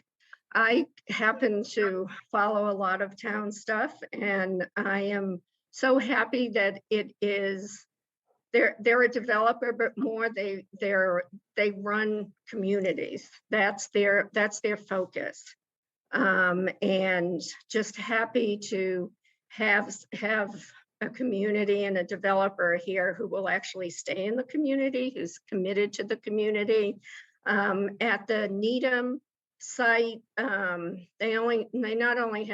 they could have partnerships with Curry, but they also bring high school kids in to work with seniors. They will provide education to the community. I already know that I'm going to use them to help me with residents who really have aged out of independent living. I'm so excited to be able to have that partnership. It's just, I really believe that it would be a great community asset, and will really, work with families in the community. They will have educational opportunities for families who may want to keep a loved one at home for a long time but want to know how to, how to work with the family member. At Fuller, I have had a few people who have had to move out of town to memory care out of town, and they've left spouses behind at Fuller, and one family, and I know that they've made this public, Kathy Dunphy, our first female select board member, who had to move to a memory care unit. Well, her husband, Dr. Jim Dunphy, would have been so happy to keep Kathy in Milton. They both were born here and grew up here, and it's just, it's so hard for family members to have to really have one of their family members outside of town sometime. But I think I just want to end with, because I think this just goes to so much about Avita and their commitment to their residents. Many of you know Mary Richardson. She was the co-host of Chronicle, and unfortunately she died of dementia. And being that this is like a professional issue of mine, that I'm always checking obituaries. But in Mary Richards' obituary, and I want to quote this is about Avita. The love, kindness, and humor you, meaning Avita, displayed in Mary's care is a debt we can never fully repay. And wouldn't we in the town of Milton be so blessed to have a partnership with Avita and knowing that they care and love for their residents? And I just urge you to vote for this rezoning. Thank you. Thank you very much. I've used Northbridge name. Avita is their memory care program. Other questions for the members? By the members, for anybody associated with this who's presenting to us? Mr. Chair? Oh, Henny, is that you? Yes. Yeah, that's Yes, it yeah. is. Thank you very much, Mr. Chair. Just one question, with all these facilities, we continue to have questions of access and who gets in and who doesn't, and preferences and things. And I'm sure Northridge is very familiar, looking at the feedback online about their needing facilities. They're just such high ratings. And so we've just had such a crunch with all the other facilities.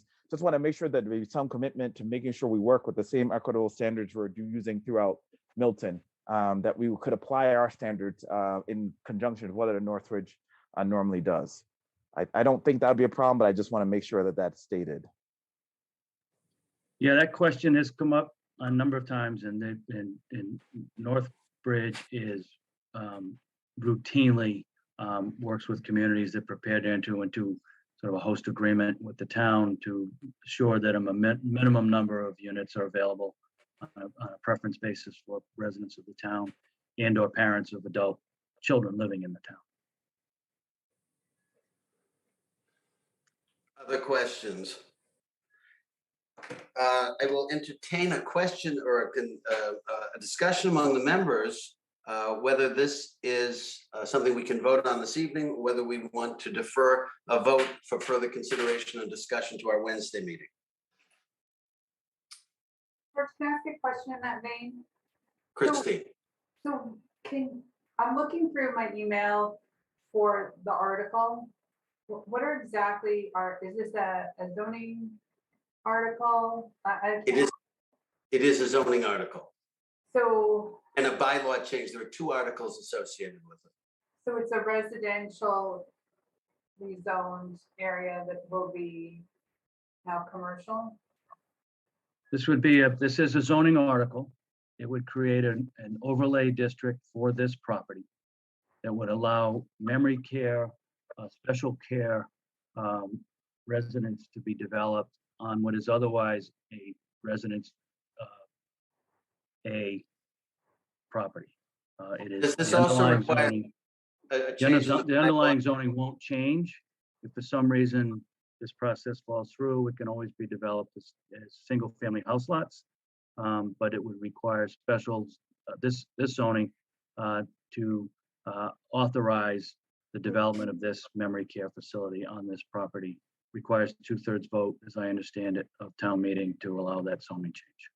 Does this also require a bylaw change, Ned? This itself is would propose a new subsection to the bylaw. It would be okay, it's a new subsection, not a new change. Subsection, special permit section. 2 components, the new subsection of the bylaw, which you should have, and the zoning change. Denny, that's accurate, is it not, that you've already voted on? That's correct, Mr. Chair. Okay, and you've already approved it in the languages, and we've had the final language. I just want to be sure, because I know that things do change from time to time, and I don't want to have multiple meetings to discuss changes in language. This is final language that has been approved that we've all seen. That's correct. The Okay. language has been completed and fully vetted. The planning board supported the memory care zoning with the understanding that we will have our work cut out for us at the planning board during the special permit phase, as Mr. Corcoran described. You know, Yes. everyone agrees that a memory clinic would be good for our town. It is a very challenging site, and I think that's why we had so many meetings. And we heard a lot of challenges and a lot of issues, as Mr. Corcoran said, wetlands, engineering, stormwater, Conservation Commission's going to have their hands full. We're going to have to do a lot of engineering studies, peer reviews, et cetera. I think We have some of also, it, you should also know that we've had, I think individually, I certainly have had people approaching me from different factors and different avenues, both in favor and questioning it, not surprisingly. Not questioning the need or the master plan, but the questioning, you know, the benefits and who's going to get what, and is it for the town, is it not for the town, et cetera, et cetera, et cetera. So we're all, I think, on the horns of a similar dilemma, but from different perspectives. yeah, this was not an easy one. It was not a slam dunk. It was a lot of homework, and it was a lot of meetings, and there was a lot of community engagement, and that neighborhood does have a lot of very valid concerns. And I would urge that the community stay very active through the process all the way through. I think, you know, Ms. Felton, I am on the Fuller Village Board as well. So I just wanted to disclose that. But I think we hear a lot of stories and needs for memory care. So there's no doubt about that. It's just, this is a very tricky site. So. Thank you. If there is no other input, I'll suggest this much. We at the Warrant Committee have a meeting scheduled for Wednesday. I suggest this to our membership, that we have the detailed bylaw and the planning board language in front of us. I would be more comfortable making sure that everybody has time to review it based on this input that we've had tonight, and talk about this as one of the two sole items on our agenda Wednesday, so that we can proceed to the accessory dwelling unit discussion, because we have a pile of people that are lined up for that, and I reject the concept of endless meetings. I don't think you get work done in a meeting, and my eyes glaze over after 90 minutes and we're already there.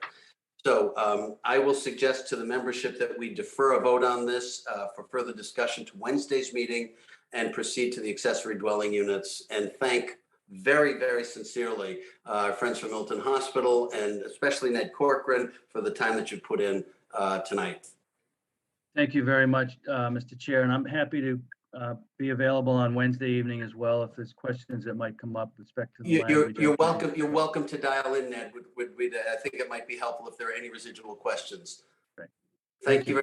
Please give my best to Allison, and happy New Year. I will. Thank you. Thank you. Okay, let's proceed to the accessory dwelling unit article. We have a number of people who are interested in discussing that tonight. Denny, are you going to quarterback this one for us? Well, I just wanted to introduce Planning Board Member Kathleen O'Donnell, who has taken the lead on this article. But I'll be here as well for process. Kathleen, we're very happy to have come before us. She's been before us many times, and we always enjoy her presentations because they're extraordinarily succinct and to the point. So Kathleen, welcome, Happy New Year, and thank you for joining us. Thank you. It's nice to see you all again. So you may recall that last May, we had an article that was trying to address temporary apartments, which is a current bylaw that we have. And so we withdrew it and worked on it again. And I'd have to say, I counted up how many versions of this bylaw have been promulgated since last May. And we're up to 9, I think. You're doing well. August, September, 2 and 3 in November, and 2 in December. The article that was posted on the website that you have been dealing with was an earlier version done in November. Since that time, it's been revised 3 times, And the current version that I think Tim Zarinsky sent over was the one that was done on December 22nd. And this is approved, this language is approved, this is final, not bent, twisted, folded, or mutilated. This is what you want us to consider.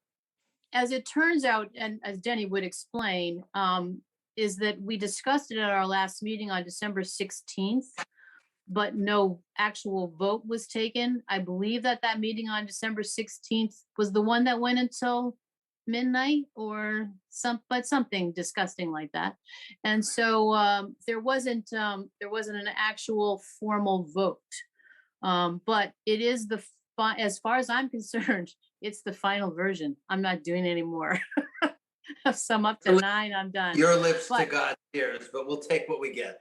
Anyway, so what we had done through this process is revise the drafts that people have seen. The one that you have now before you has language that actually has the motion in front, motion, and then proceeds to follow with the actual bylaw itself. That language on the motion was drafted by former planning board member Alexander Whiteside. There's been a pretty long discussion and process about this particular article, and it essentially has happened is that the way that we have proposed it is that there is, as of right, the allowance to have an accessory dwelling unit in your house if you make no changes whatsoever. You don't do an addition, there's no major changes, that those would be as of right. Because as you may remember, in the Massachusetts legislature, there was the housing production statute passed last year and said that accessory dwelling units could be done as of right. And that is only a majority vote. And so that we wanted to keep that ability. So the sort of significant constant discussion back and forth has been about that notion of as of right. In the course of time, we put in a cap that there can only be 10 of these units a year that address the concerns that people had about, schools and, vast numbers of these things being built all through town. So there is a cap of 10. And we feel that the history of the studies of accessory dwelling units throughout the greater Boston area, that cap of 10 is fine. Most of the times, cities and towns are looking at like 5 or 6 a year. They're not inexpensive, as you could imagine. Hardly anything is these days.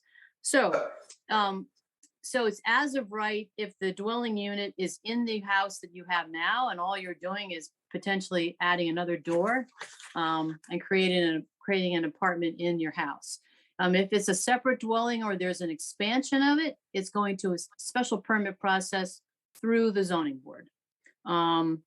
So you will be getting a special permit from the zoning board. You have to live in one of the 2 units, either in the main house or in the new one. And you have to file an affidavit indicating that that's the case. You are allowed to visit Florida for some periods of time, but it has to be your principal residence. It has been. Kathleen, can I interrupt you? If that affidavit proves to be false, what is the penalty? It gets reported and the building commissioner can withdraw the occupancy permit. Okay. There's an enforcement action. There is enforcement. Yes. Okay, fine. I do better than not just a slap on the wrist. No, you lose the permit. They're shut down. They have to move out. They have to demolish. They have to take the stove out or whatever. Yeah. They lose the ability to have that unit. We had talked at some point again in the game about sort of doing a kind of an amnesty program for prior existing units, because that they're all over town. Oh yeah. We just don't know where they are.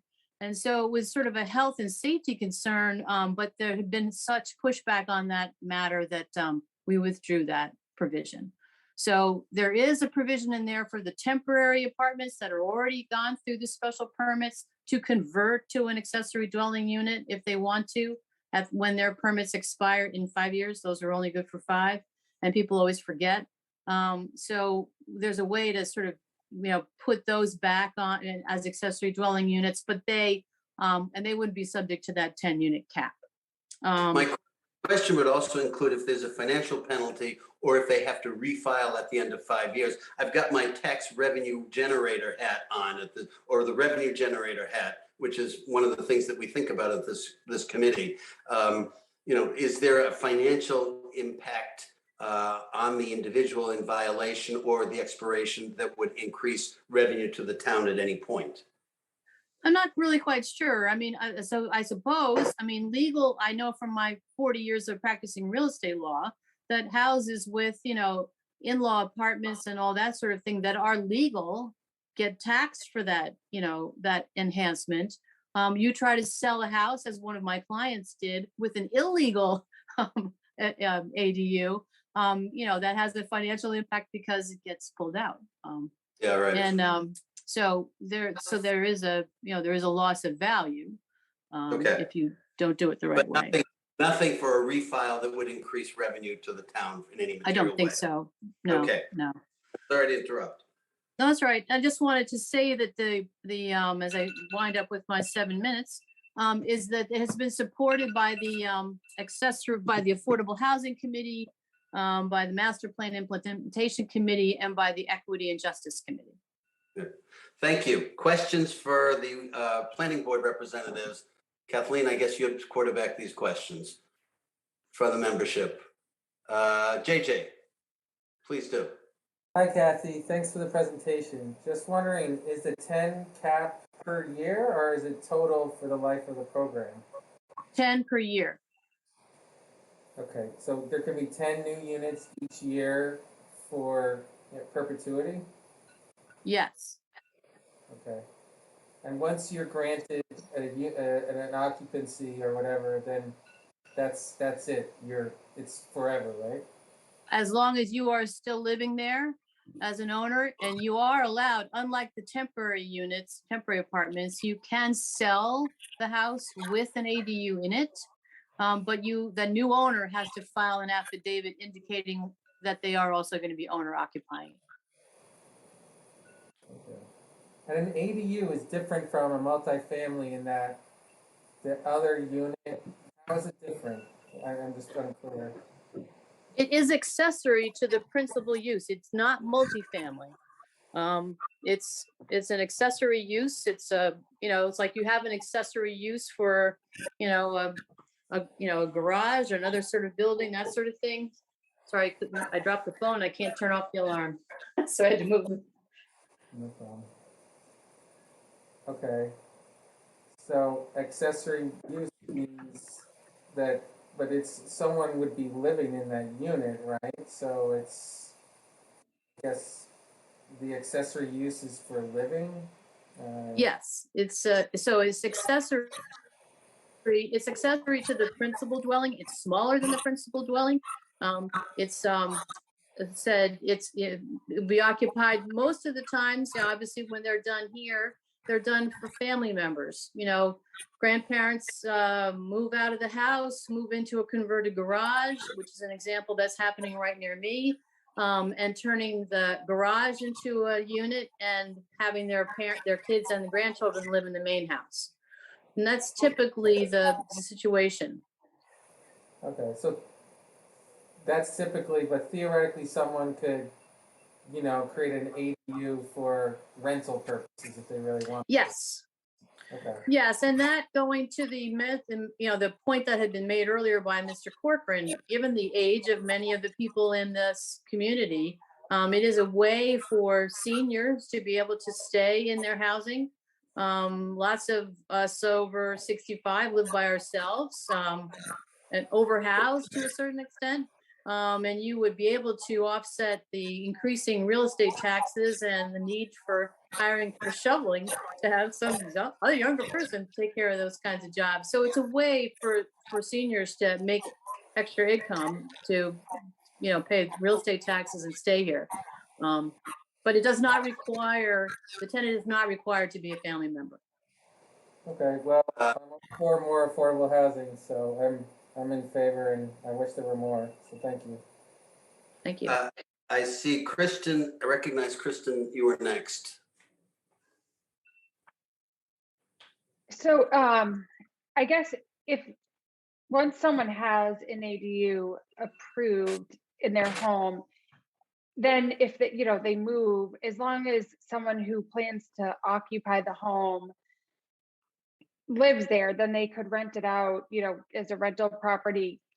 So this, I'm just wondering, like over time, how this will impact our schools. We just have overcrowded schools, and if these are 2-bedroom units, if you build an ADU in your home, planning for your parent to move in, but then once you move on, adding 10, new units a year, just how much that will impact, have an impact on our school system. Well, it's an interesting question, but it's hard to sort of answer that because, in my neighborhood over here in East Milton, I mean, I've had neighbors who have their kids have aged out. They moved, bought condos in Quincy, and now, we got young, families with young kids that move into these houses. So that sort of happens, under normal circumstances anyway. Population sort of changes. I don't think that having an accessory dwelling unit is going to, be any different than the normal sort of changeover in population. As I said, the ones that have come before when I was on the zoning board, were really a way for people to have younger families, their own families, be nearby. You try to buy a single family house here in Milton, I don't know what the medium sale price is, but it's significantly higher than it was when I first moved here. And so it's a way for families to kind of stay together.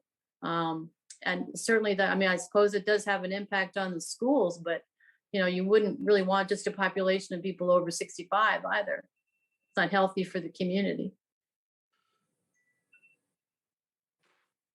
Thank you. Steve, yours was the next question. Yeah, I just have a quick question. What's the logic behind 2 bedrooms versus 1 bedroom? If I want to have my parents live with me when they retire or whatever, why do I need 2 bedrooms? I didn't say, I don't think there is a 2-bedroom. It's maximum 2 bedrooms. You can be smaller than that. Well, no, I understand it can be smaller, but if you allow 2 bedrooms, then people can make it rental property and then totally changes the dynamic of what you're trying to achieve.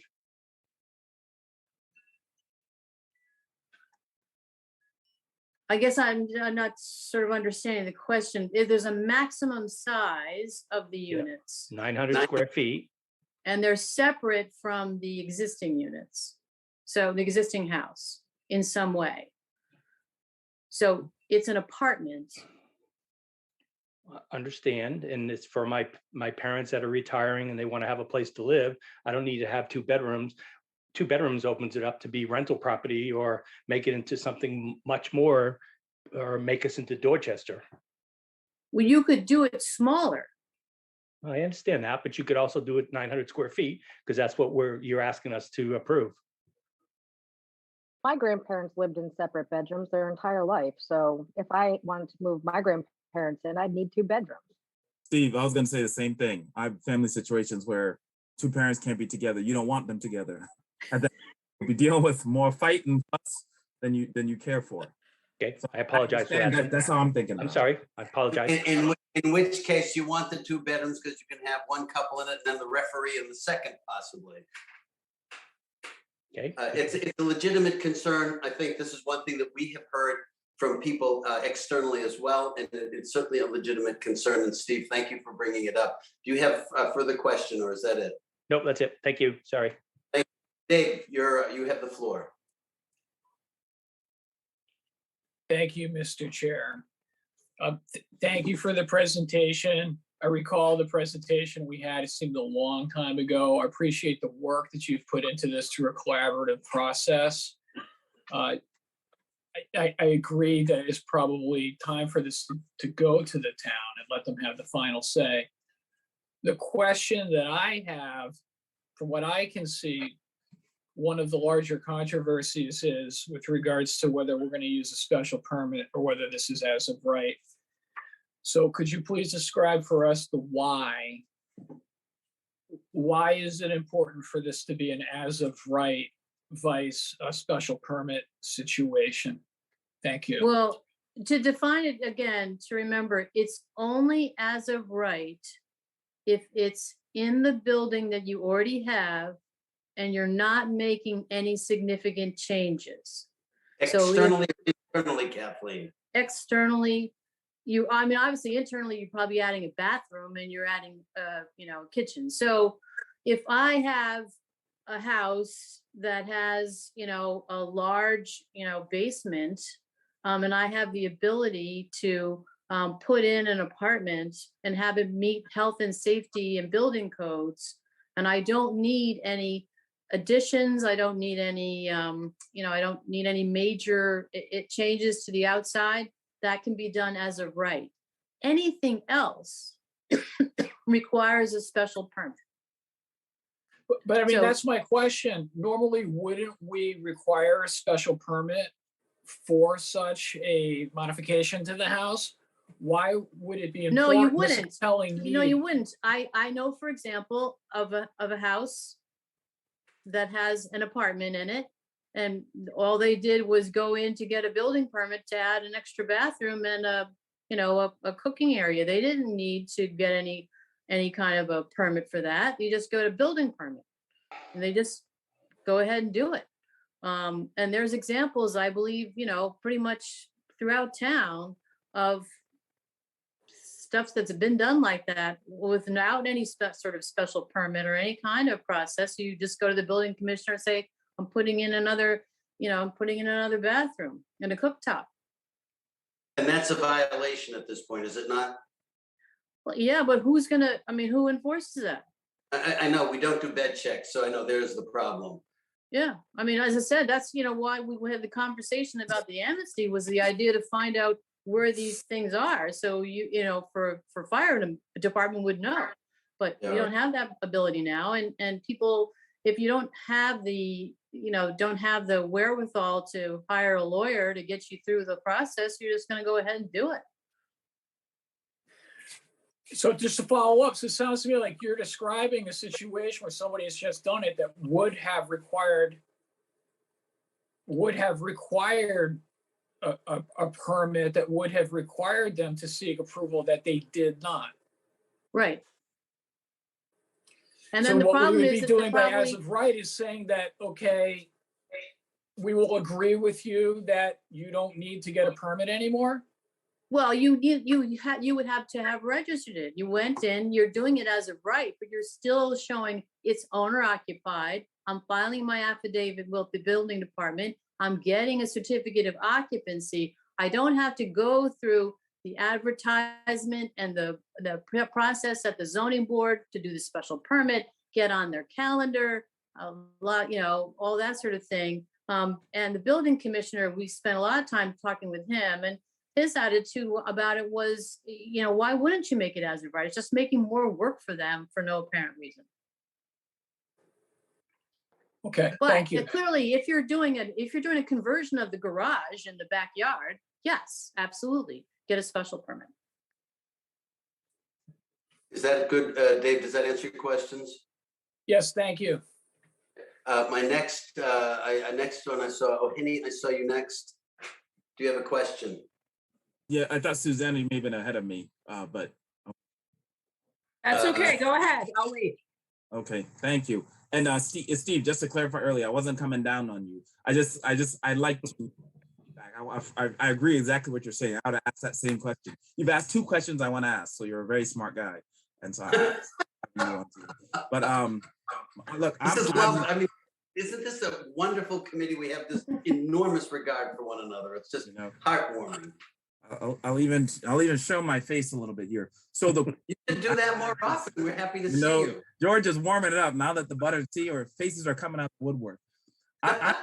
I'm really struggling, Kathleen, if you can help me with this 10 cap. And I agree that that's the most problematic part of it for me. So you're going to approve 10 every year. One, how do you decide those 10? Right? It feels like it'll be is it friends and family or people in the committee? It's pretty arbitrary. No, the bylaw says it's the order in which they are filed. Right. Okay, but I'm just gonna say, but the order in which they're filed gives. that's a very different 10. You would have many more than 10 first year, right? I can see this being backed up for a few years then, right away. I think that to me, look, I'm in support of senior housing. We've seen numerous presentations on housing to help people stay in their homes. I'm a big advocate of that. I believe this is a right. I believe we need to do right. I believe that the community must be diverse in this way. And so I'm in support of this. But I do think this 10 cap needs to be worked through. I don't see it right now. Just by saying first come, first serve, that makes sense in theory, but I do think that would create real problems for real folks, right? If you have some. Well, it's interesting that you would say that because obviously, in my opinion, I wouldn't do a cap at all, as Denny would testify to, that my initial draft did not have a cap. I wasn't going to put one in, but it was done to address concerns that people had that suddenly there was going to be a flood of applications. I mean, I know from being on the zoning board, and I also checked with the zoning staff, is that, I think maybe there have been 5 applications in the last 5 years for those temporary apartments. They're not cheap. It's an easy $150,000 to build one of these things. So it's not like we've got a whole bunch of people ready to, pitch up a yurt in the backyard and create accessory dwelling units. But we did put in the cap to sort of address concerns people had for impact on the schools, impact on the subsidized housing inventory. I mean, impact on all those kinds of things. And we thought, okay, fine, we'll put in a cap. We'll agree to a cap of 10, and we'll see how it goes. I mean, if it turns out that there's so much demand and people are so anxious for this, they could go back to town meeting and take the 10 cap out. Well, Henny, I think your concern is worth bringing up when we have our discussion on this. Okay. So I would advise you, it's a legitimate concern. I have heard it pro and con, but I think it's something that when we have our discussion that we can bring up. Good point, Mr. Chair. I'm clear. It's worth discussing and having a rationale of why it exists. Susanna, your question. George, it's 9 o'clock and I know your lack of tolerance for late meetings. So when is our discussion? Oh, Wednesday. We have a meeting scheduled for Wednesday. Yes. No, I'm teasing. Thank you. So I it's simple. We all have lives and families, and I appreciate your time, and my concern is for your personal time as well. I totally appreciate that. Kathleen, I don't know if you're Kathleen or Kathy or Katie. Kathleen. Thank you, Kathleen. My sister and grandmother are also Kathleen.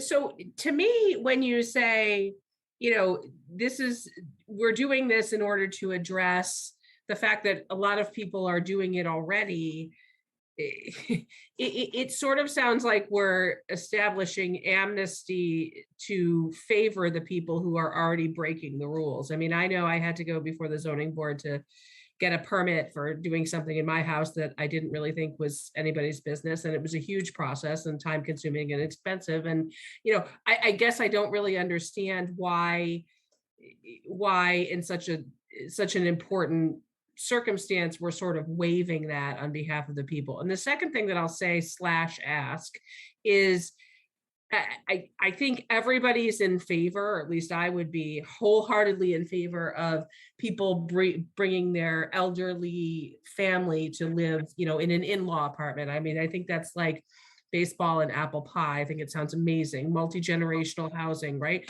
But I guess my question is, if that's really the intent, then why are we not limiting it to that? Why are we also opening this up to rental properties and other uses? Why are we just, sort of having it an open-ended option for people versus, the person can be related to you, but there's no rental of the second unit, which I think for a lot of people would be considered more reasonable, with concerns about school overcrowding, and other issues. And then I'll tag along there, I'll throw it all at you at once.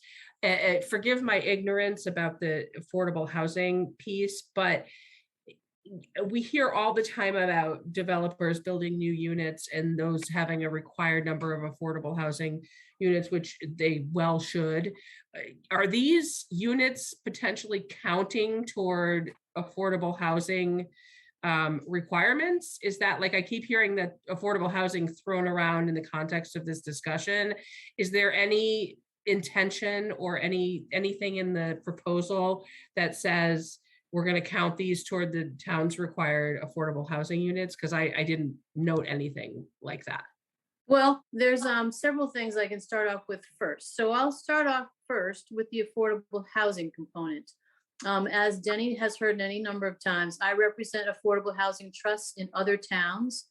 And we have in other towns instituted an affordable housing accessory dwelling unit program in Lincoln and in Carlisle, Situate, and a couple other places. Those were all towns that had Community Preservation Act money. And so they could support they could help pay for the conversion of a unit into an accessory dwelling unit that's affordable by giving grants to people to help with the cost. And that was not the case in Milton because we only just adopted CPA last year. So I'm the chair of the Community Preservation Committee here in Milton. I will be before you in the spring with some articles for CPA funds, but that's certainly something we could think of in the future. For the time being, these units do count as dwelling units on our subsidized housing inventory. Okay. And so everybody's always talking about the fact that, we have this 10% that we're never going to reach. And, everything we add is going to be another issue for us trying to reach our 10%. We do have a safe harbor for the next couple of years because we've approved 2 projects so far, and we'll probably have some more that'll be approved in the next year by the zoning board. But affordable housing takes lots of characteristics. It's not only just 80%. There's people here that people can't afford to live here. And so, yes, it may not be technically affordable and count as an affordable unit, but is providing some housing choice, which we don't currently have. Addressing the question of why it should not have to be a family member, I don't have a family here, but I might want to have somebody, an ability to have an accessory unit that I can rent to a friend. I could rent to a nephew of somebody else's family. And so to say that it has to be a family member doesn't really address kind of the situation of housing needs. And it does have to be, owner occupied. One of the units has to be owner occupied. And so we have looked at, since the last time I spoke to you folks about accessory dwelling units, they were on the town meeting warrant articles of every city and town on the Cape, and they all passed. They passed in Springtown meeting in many of the towns around us. And so, it's really been something that people have looked at. AARP did this whole program on it. Lexington just passed it. Arlington's passed it. So, people are using them as a way to address a gap in our housing. So as I said, gaps take all kinds of dimensions. And so the idea that we could it's only 10 units a year, it's not going to be, major change. But it would help address the situation that we have here and let people stay in town who would otherwise not be able to. Thank you. Thank you, Susanna. Erin, your hand was up next. Yeah, thank you so much, Mr. Chair. So Kathleen, I have hopefully 3 really, really, really quick questions. One, if the 10 cap has been reached, let's say by February, and like what happened to me, the pandemic hit and I had to move my elderly father into my home in April. Is there any emergency clause? I didn't see one, but I'm asking, is there any emergency clause so that I could do this legally, or should I fake out the town until I can apply for the next year? Yeah, no, there's no emergency provision. Okay, so that's a concern to me, given everything that we've seen with the pandemic and what I've had to do with my life here in Milton. So if there was a way for us to get some type of emergency piece, I understand it's going to the town and maybe they can do it, but there has to be a way that given what nobody thought would happen happened, and many of us took on having to bring our elderly Yeah. parents out of their places. So that's one piece. The next piece is, how is it that people that currently have these, is there any incentive for them to come forward and actually register their ADU? Because like I said, I could be doing, I mean, my dad lives in an apartment, like he lives in a bedroom in my house, but I'm just curious. Well, yes, because you could come to me to sell your house and tell somebody that, oh, I have this apartment in the basement. And then the buyer says, wait a minute, I looked at the building department records and there's no permit for for an apartment in your basement. Then you have a problem. Right, but if you could take down, but those are temporary walls that you could take down, and technically the kitchenette could become a bar. There's no reason why I couldn't put a bar in my back living room that actually had a hot plate in it, and my dad was back there with a door. Yeah. So there's no incentive for anybody to come forward is my second piece of this. Well, as I said, I don't think that there is. I said the only incentive is that when you go to sell, you may have a situation. Right, but you can kind of work around that. I mean, it doesn't cost, I mean, you're looking at maybe Yeah. 30,000 if you already got a space to just put a bar in. I mean, this Mhm. isn't, you can do it for pretty cheap. And my last question is there any provision for the taxes not going up if you actually did go and register an ADU, but the person that's living there, i.e. my father, was not paying any rent? Is there any way that I would not have to pay extra property taxes if you could prove that the person was over 65, wasn't using the schools, anything like that? Because I think that's going to be another reason why folks wouldn't want to register this if my taxes are about to go up $4,000 a year.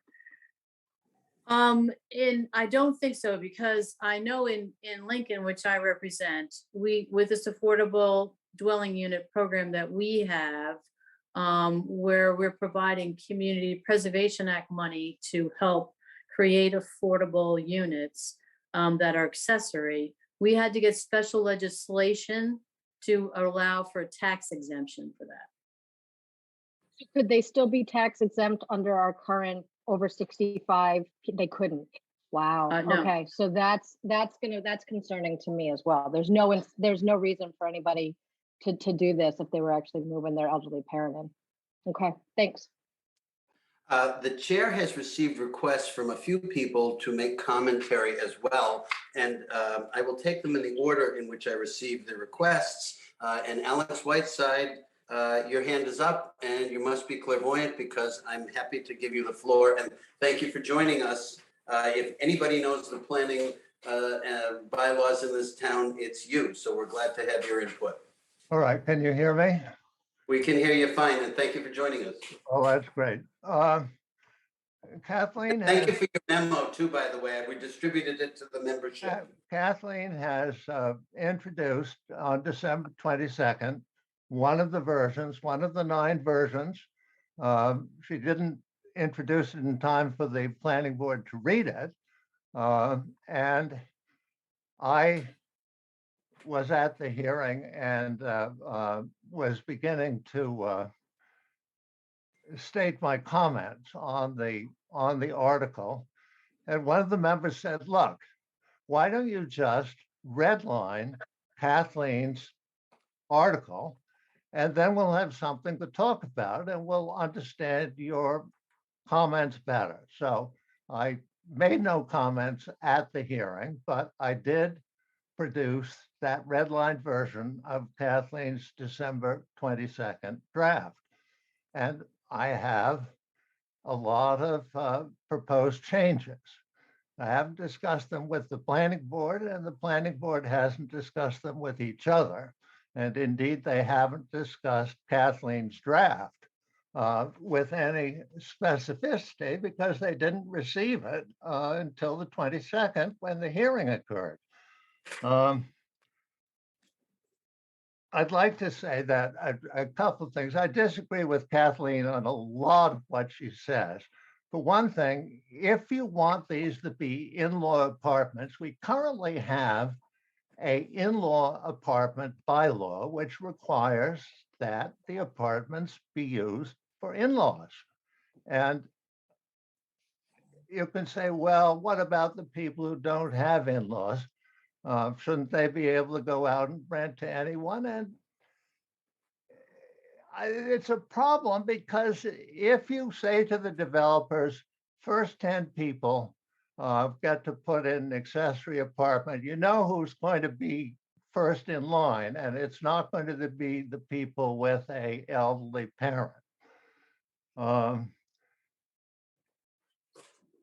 Saying that you can do something as of right, that if you have a big house and you want to put a, or even a little house, and you want to put an apartment down in the basement, which I don't particularly approve of, but if you do, saying you can do it as of right, and you don't have to tell your neighbors, they have no right to be heard about what you're doing. It may be that you have currently a parking situation that is not good, but the neighbors can't complain because they have no right to notice, they have no right to a hearing, they have no right to be heard. The owner simply gets to go to the building inspector, he gets a building permit, he files an affidavit of owner occupancy, and that's it forever. There is no requirement that the apartment be maintained. It's just, it really is remarkable. It's like just authorizing an illegal apartment that no one knows about. And it's not a good idea.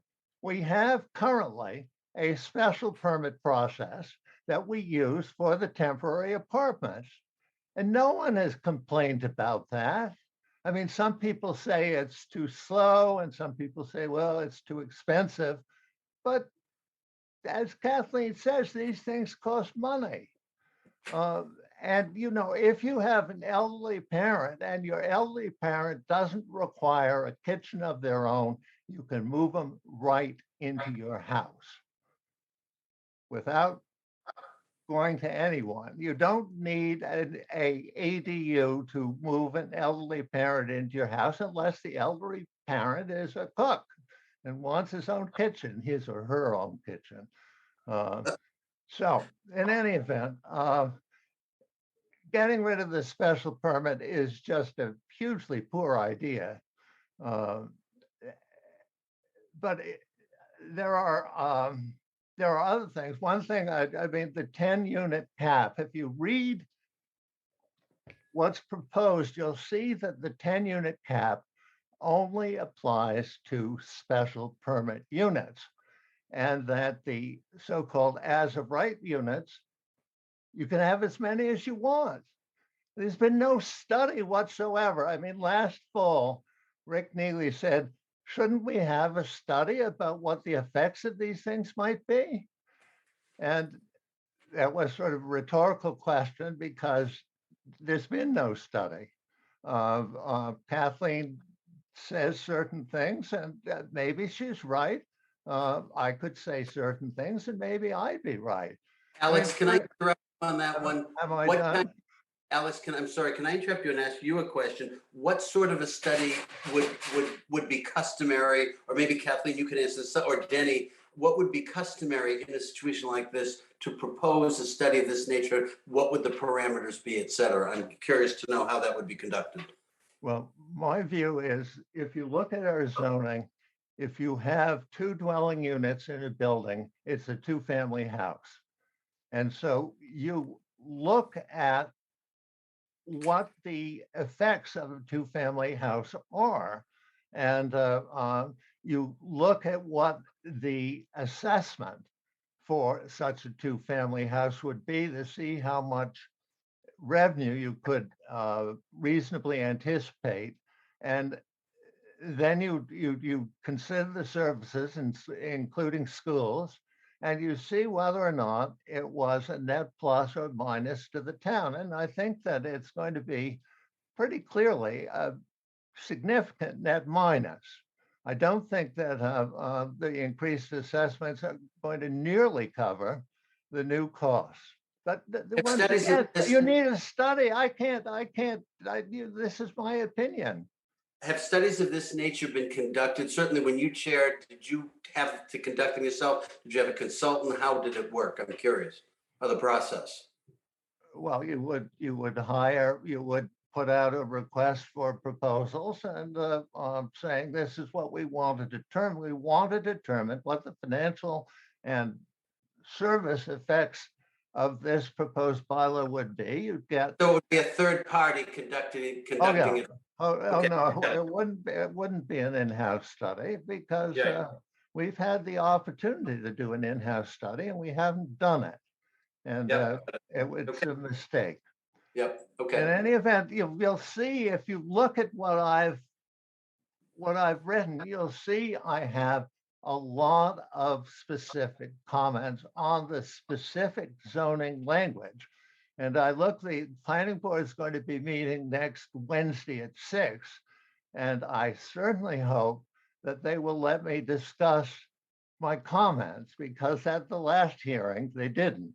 And I have comments. I mean, just the first page, I say, you've got a statutory definition. Use the statutory definition. Don't provide a different definition. Use what the statute says. You may not like it, but it's the statute. Well, you provided commentary to us, and what I am grateful for, and all the inputs from the zoning board, from the planning board, from yourself and from our other speakers that we'll hear shortly, is the ability to digest all this. So we have it. We certainly will review it, and when we have our discussion Wednesday, we will take it into consideration. Do you want to add anything else? Well, I'd like to say it is zoning language. It's amendments to zoning, and possibly you might have some questions about what's the reason for them. And I can assure you that there's a good reason for every single comment in there. And I think that if they were all adopted, you'd have a better bylaw. So I will, I guess I've done my 7 minutes. Well, I'm grateful. Listen, thank you for joining us. We will have time to review what you sent to us as well. And I imagine that if the zoning board is meeting Wednesday, there may be additional items that will come up as well. So we'll stay tuned. And again, thank you very much for tuning in. I would say zoning in, but I think you are zoned in. But I don't want to play on words anymore because it's getting late and we still have a couple of speakers. Kevin Keating, are you still on with us? Yes, I am. Thank you for your patience. You have the floor. No worries. I appreciate your commentary, Chair. I love it. Miss Alex Whiteside is a tough act to follow. I think if any one of you has had an opportunity to read my email, I think you know how I feel about this. I think Kathleen's statement that, she was thinking about herself in regards to why not a family member or an in-law set up kind of says what my point of view is, because I've been following this. I feel like this was kind of a self-serving situation. Not only you, Kathleen, and you can laugh about it, but No, you just seriously, admitted, nobody's moving in here. I can tell you right now. you just admitted it on your behalf. But another member asked many questions about how he could make his work. And another member talked about how she has done these ADU units in other towns. Okay, that being said, this is creating another two-family in a different form, okay? And I am totally against this. They mentioned at one point in their discussion about Needham. I think Needham is a great town. I know the fire department, when they had a presentation regarding fire stations, they put up what Needham does. Hence, I sent you Needham's ADU, which was, I also sent it to the planning board, which was totally ignored by the planning board. There was no discussion about that.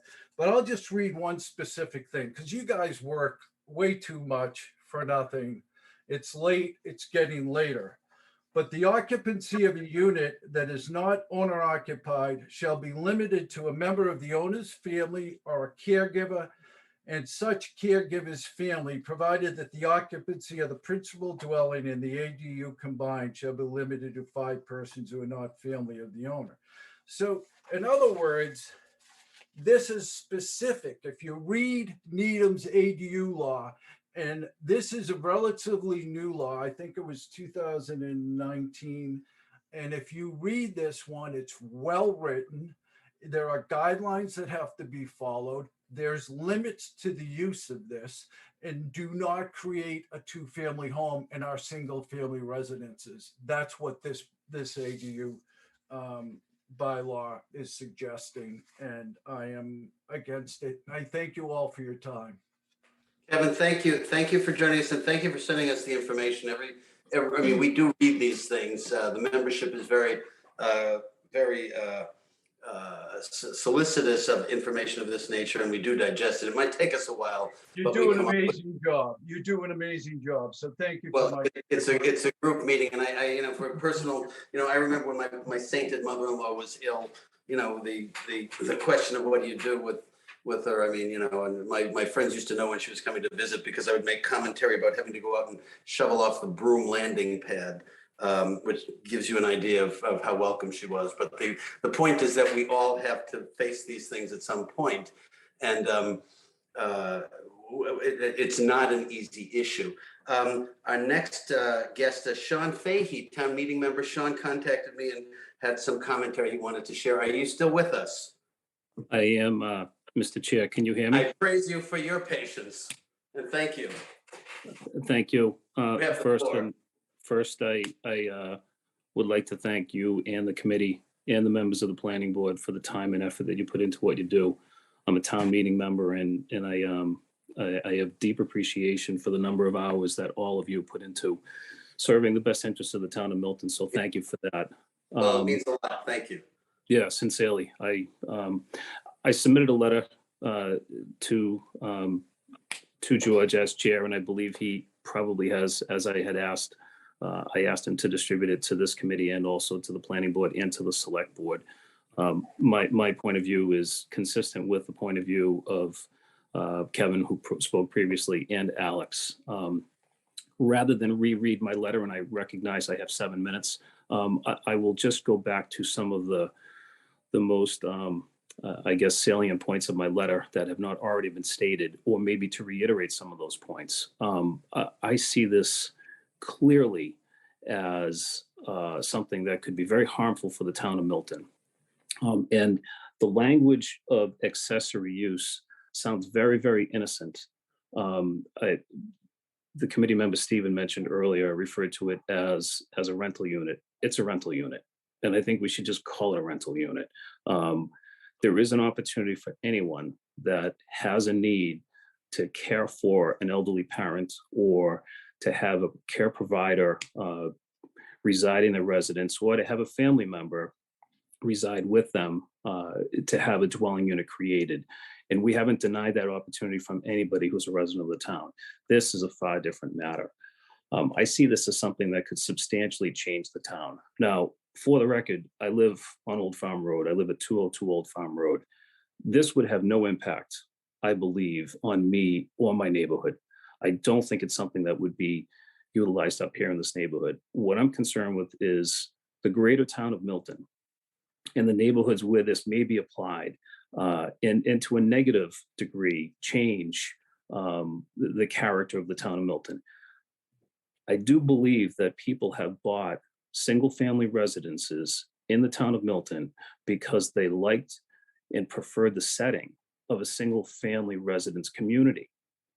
And I feel that that's something that they expect the town to protect them against such a change. As Alex said earlier, yes, the special permit would allow someone to create an accessory dwelling unit. However, it does afford the opportunity for neighbors, to be a participant. And if there is any harm that may be caused to their property, they have a chance to speak to it. This denies those residents in our town that opportunity. I believe we have over 7,000 residents, single family residents in the town. And I think members of this committee and members of the planning board know that number better than I do, but I think I'm fairly accurate.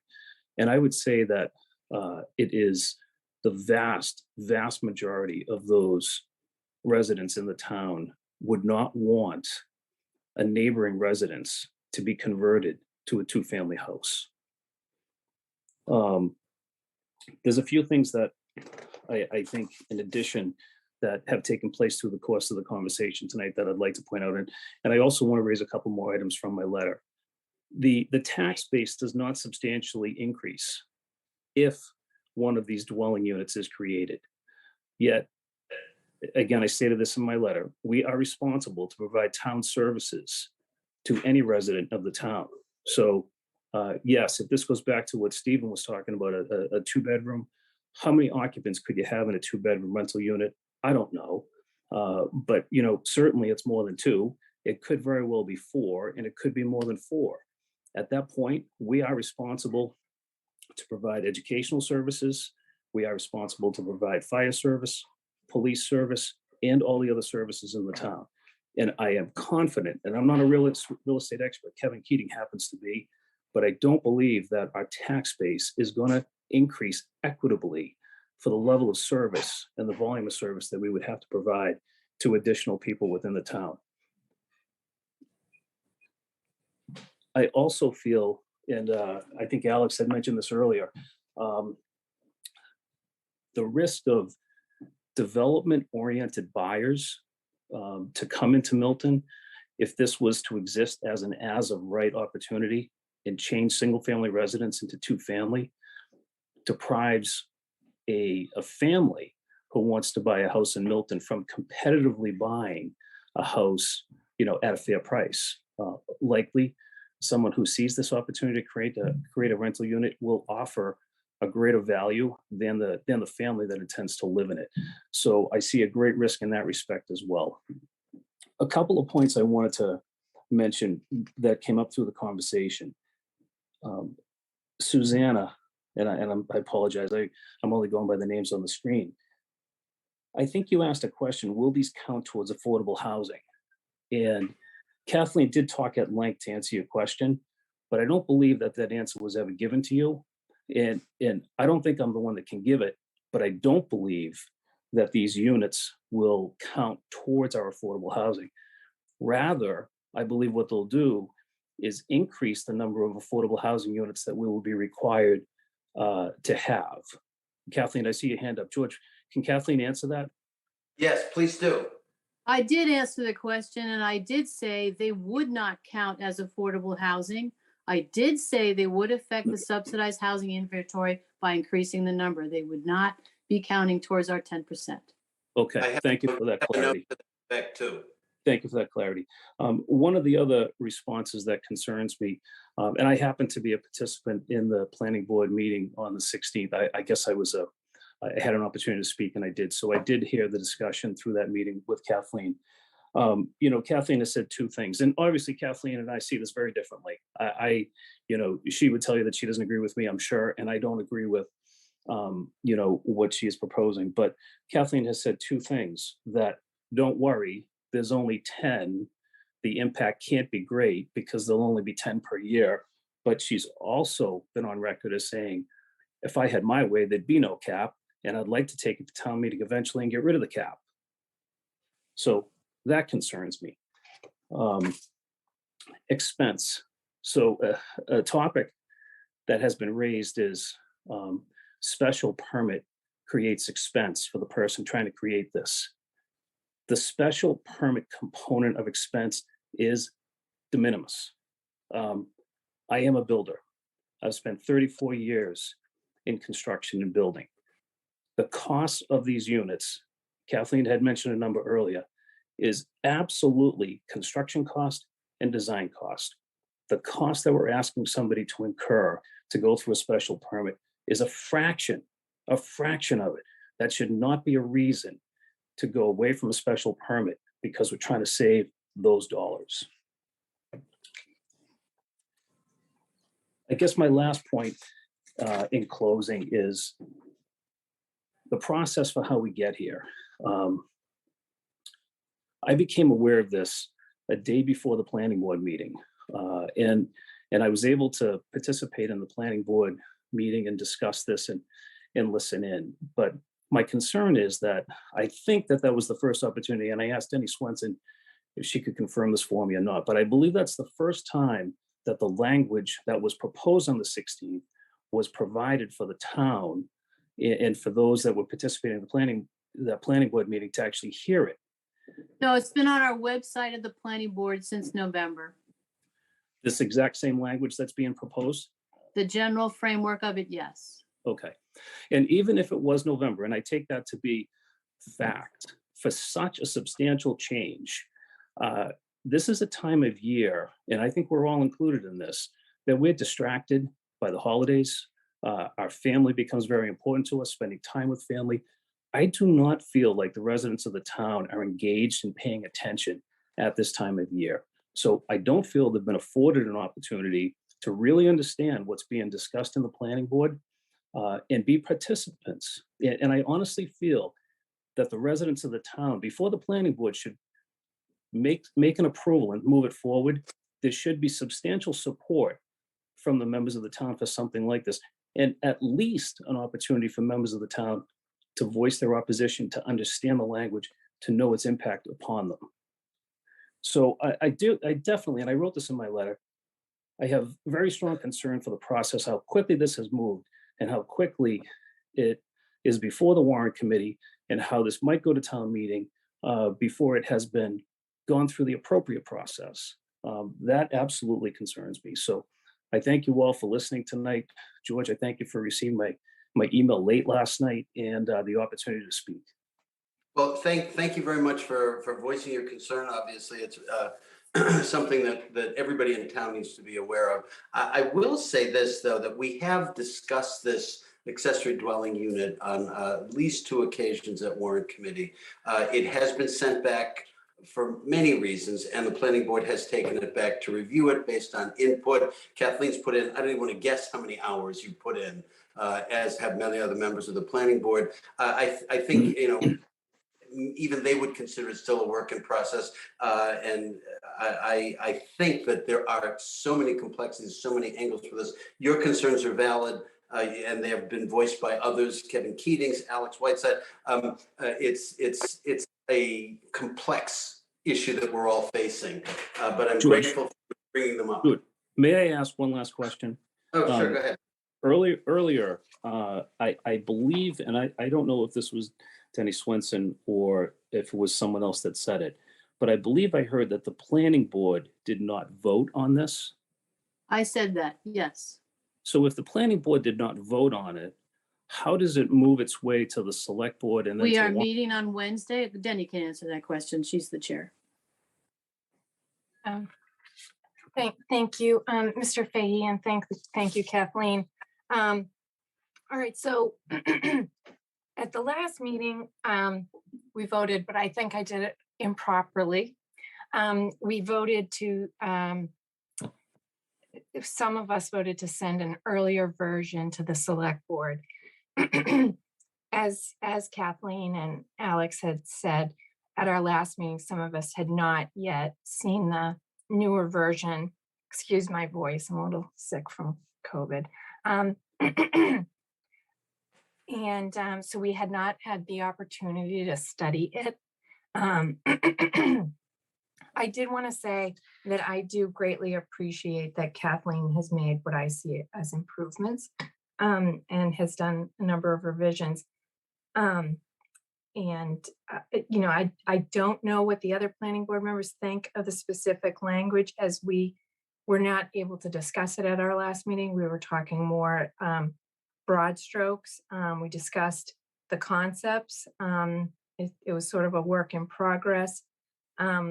We agreed and understood that revisions were happening, but we hadn't been able to actually look at the specific language at our last meeting. And Kathleen is right, that last meeting went well past midnight, unfortunately. So it's not by any choice of ours that we couldn't get as much done as we wanted to. But I feel the planning board will want to consider Kathleen's red line version on Wednesday.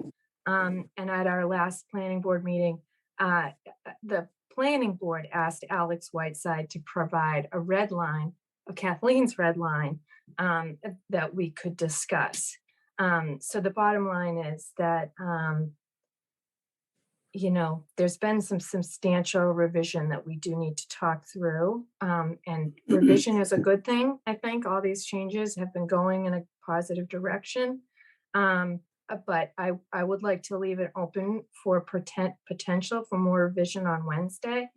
And the reason I say that is, as I was sitting here at this meeting listening, I just jotted down a lot of these questions. How is it different than multifamily? Is it a 2-family? How will this impact our schools? Why not a maximum of 1 bedroom instead of 2 bedroom? Special permit or as of right? Why do a cap of 10? Let's see, are we supposed to address the people who are doing it already? Should people be rewarded for doing it the way they're doing it? Why are we not limiting it to family? As I said, impact to schools. How does the tax revenue work? Does the tax revenue cover this? There is no cap on how much you charge rent. So therefore, is it not affordable housing? And I did want to address one of the questions. We would in fact have to create 1 affordable unit for every 10 accessory dwelling units we approved.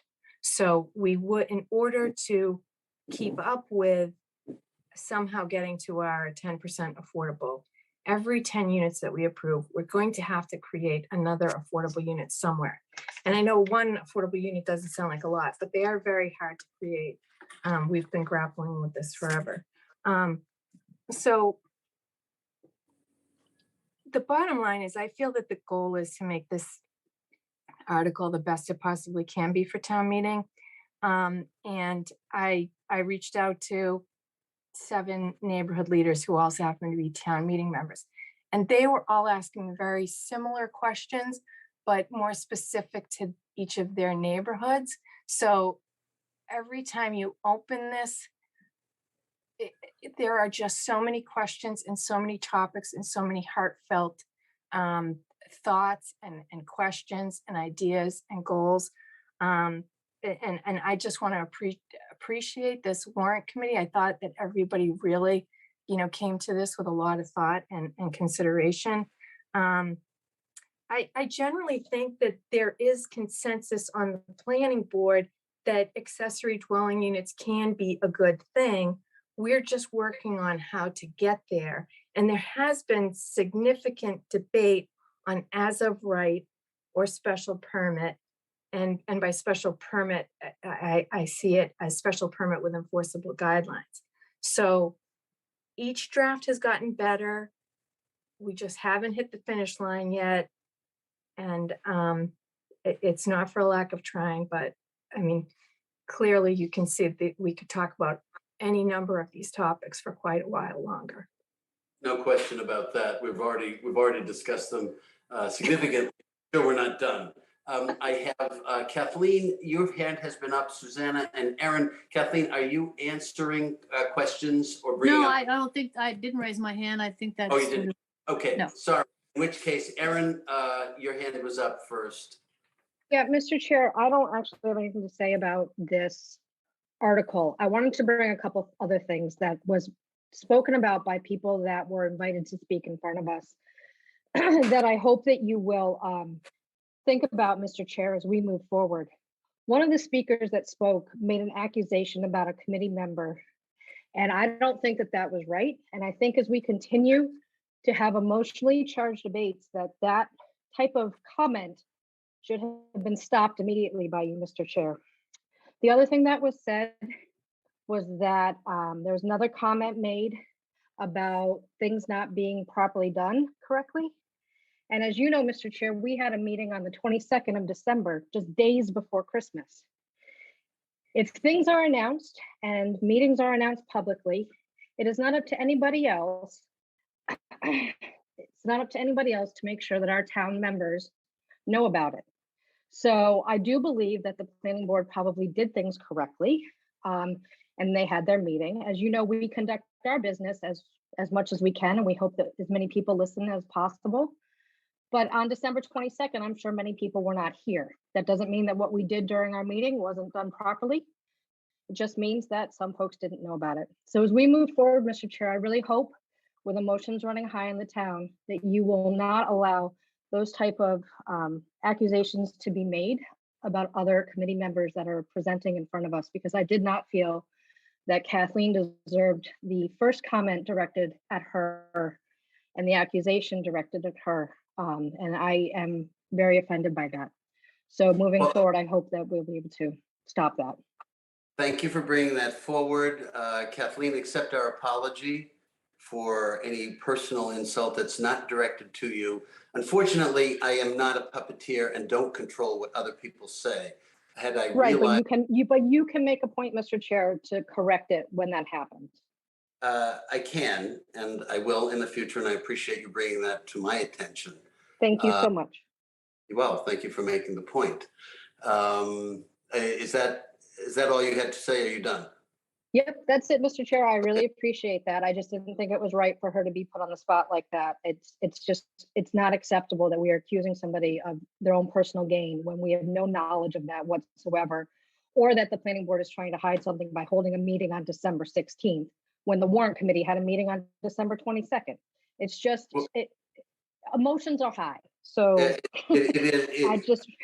emotions are high, and fortunately there is decaf coffee, and we can all avail ourselves of that one. So I mean, the point that we all have, and I think everybody understands this, yes, emotions are high. It is a charged issue, and what we are obliged to do is to bring rationality to it and to overlook sometimes the frailties that we bring as human beings to conversations. And for my own part, I don't do everything perfectly, and I apologize to the committee for my lack of attentiveness on that subject. I usually am a little better about this sort of thing. This is why I don't like long meetings, because I have a sell by date too. But I think that we still have a couple of questions. Susanna, you had something you wanted to ask, I think. I do, and I put my hand down because I didn't want to. Go ahead. No, Erin was so profound. I didn't want to read on that. Just very quickly, I just sorry. To follow on what Mr. Fahey had said, and I don't want to put words in his mouth, but I having listened to all of this, I want to clarify for my own understanding. It's very clear to me from having sat on this committee and observed town meeting and everything else that the board and Kathleen have put a lot of effort into creating these various drafts, and I applaud that, and I do this for a living, and I understand how painstaking and torturous and how it can be, and how much you want to make it perfect. And I applaud that and respect it. I think, not to paraphrase Mr. Fahey, but I want it, from my perspective, how I heard some of his comments at least were that this new draft, while it may very well be better from some people's perspective, or perhaps from everyone's perspective, is different, is fundamentally different. And there are changes in it that people may want to weigh in on in the town. Which is not to say that no one should have had a meeting in December. So I hope you don't take it that way. But it does sound like if the board is slated to vote on it on Wednesday, personally, I have some concerns about the slightly last minute nature of that process. I think that as painful as it may be, if there's a substantive change in the draft that could affect the makeup of the town, or it could affect some people's opinion about the article, then that also needs to go back to the community in a manner that allows the public to weigh in, even though they've weighed in on 750,000 previous drafts. So I think it's not to discount the work that the board and Kathleen has put in, but I do, from my perspective, I do think that given that we're meeting on Wednesday and the board is voting on Wednesday, that feels a little rushed to me. And I just want to, bring everybody back together to say it's not intended to be any personal attack. It's intended to be, a procedural conversation. So that's it. Susanna, thank you for bringing up a couple of points, and among them, these are discussions that the chair has had, not simply with the select board and with others, and with Danny's predecessors. We often find ourselves not in sync with the other committees, and that timing issue is of some concern, because you point out, and appropriately so, that these are complicated. They are, as Aaron said, emotionally charged, and they are not necessarily conducive to reaching consensus when we are unable to consider in clear deliberation and rational time, because it does take time to digest all these things and to consider all the angles. So what we have done, certainly in the 5 years that I have chaired the Warrant Committee, is when there have been complicated issues of this nature, we have had very serious discussions about making a recommendation to the sponsoring group to continue deliberation, to take it back, because we as a group don't feel we have had the chance to consider all the angles in order to make a valid and a reasoned recommendation to the town meeting. And many town meeting members, I think, are aware, some are not, but many are aware that we go through an exhaustive process, digesting memos, listening to points of view, getting testimony, and having hours and hours of meetings, as the planning board does, as the select board does. And when we are comfortable making the recommendation, and some things are straightforward. We've dealt with a couple of them this evening. Some things are extremely complicated and engender discussion after discussion and point of view, and we try to make it as civil as possible, because after all, we live in the same town, we're neighbors, and I want to cross the street and make sure that somebody isn't going to run me over purposely from my point of view. But the reality is that we have a lot to consider, and going to the town meeting with a recommendation that is not properly reasoned is in nobody's interest, and it doesn't serve the interests of the town. And I think everybody in the planning board would agree with that. And the last thing we want to see is the incredible effort that's gone into this from many people. And Kathleen, you get a medal for this one. The hours that you have put in the discussion, the points of view that you have to consider. These are things that we want to be sure are going to be concentrated on properly. And if we don't have, based on the timeline that we have to observe, the satisfaction that we have been able to gather information, to consider it properly, and to come up with a valid recommendation, we'll simply say, we don't agree with this. We believe it should be sent back. We don't want to say, don't vote on it, because there may be some merit that we're just not appreciating, or that we haven't considered properly, et cetera, et cetera. We don't want to send it half-baked. Nobody likes to eat sagging cake, right? You take it out of the oven too soon, you got a mess. You can't frost it. What's the sense? And that's the same thing that we're looking at here. So I think that we may end up in a situation of this nature. I'm not saying we will, but I do want to prepare. We need to see the final language before we can vote on it. And if we come up against time constraints for something as complicated as this, we may have that consideration. So anyway, I'll shut up. Steve, you had your hand up, and then Kathleen, you get to a final say. Steve, I'm sorry, go ahead. Yeah, sorry, George, Mr. Chairman. Just a question. I'm not sure what revision I should be looking at before Wednesday. I have a red line from Alex. I'm not sure what the right text we should be reviewing for Wednesday. Thank you for bringing that up. Kathleen, you had sent, Denny, you had sent us one. Lynn, do you want to answer that, or have you got something to say that can answer? Here, it's Denny. Here is the situation.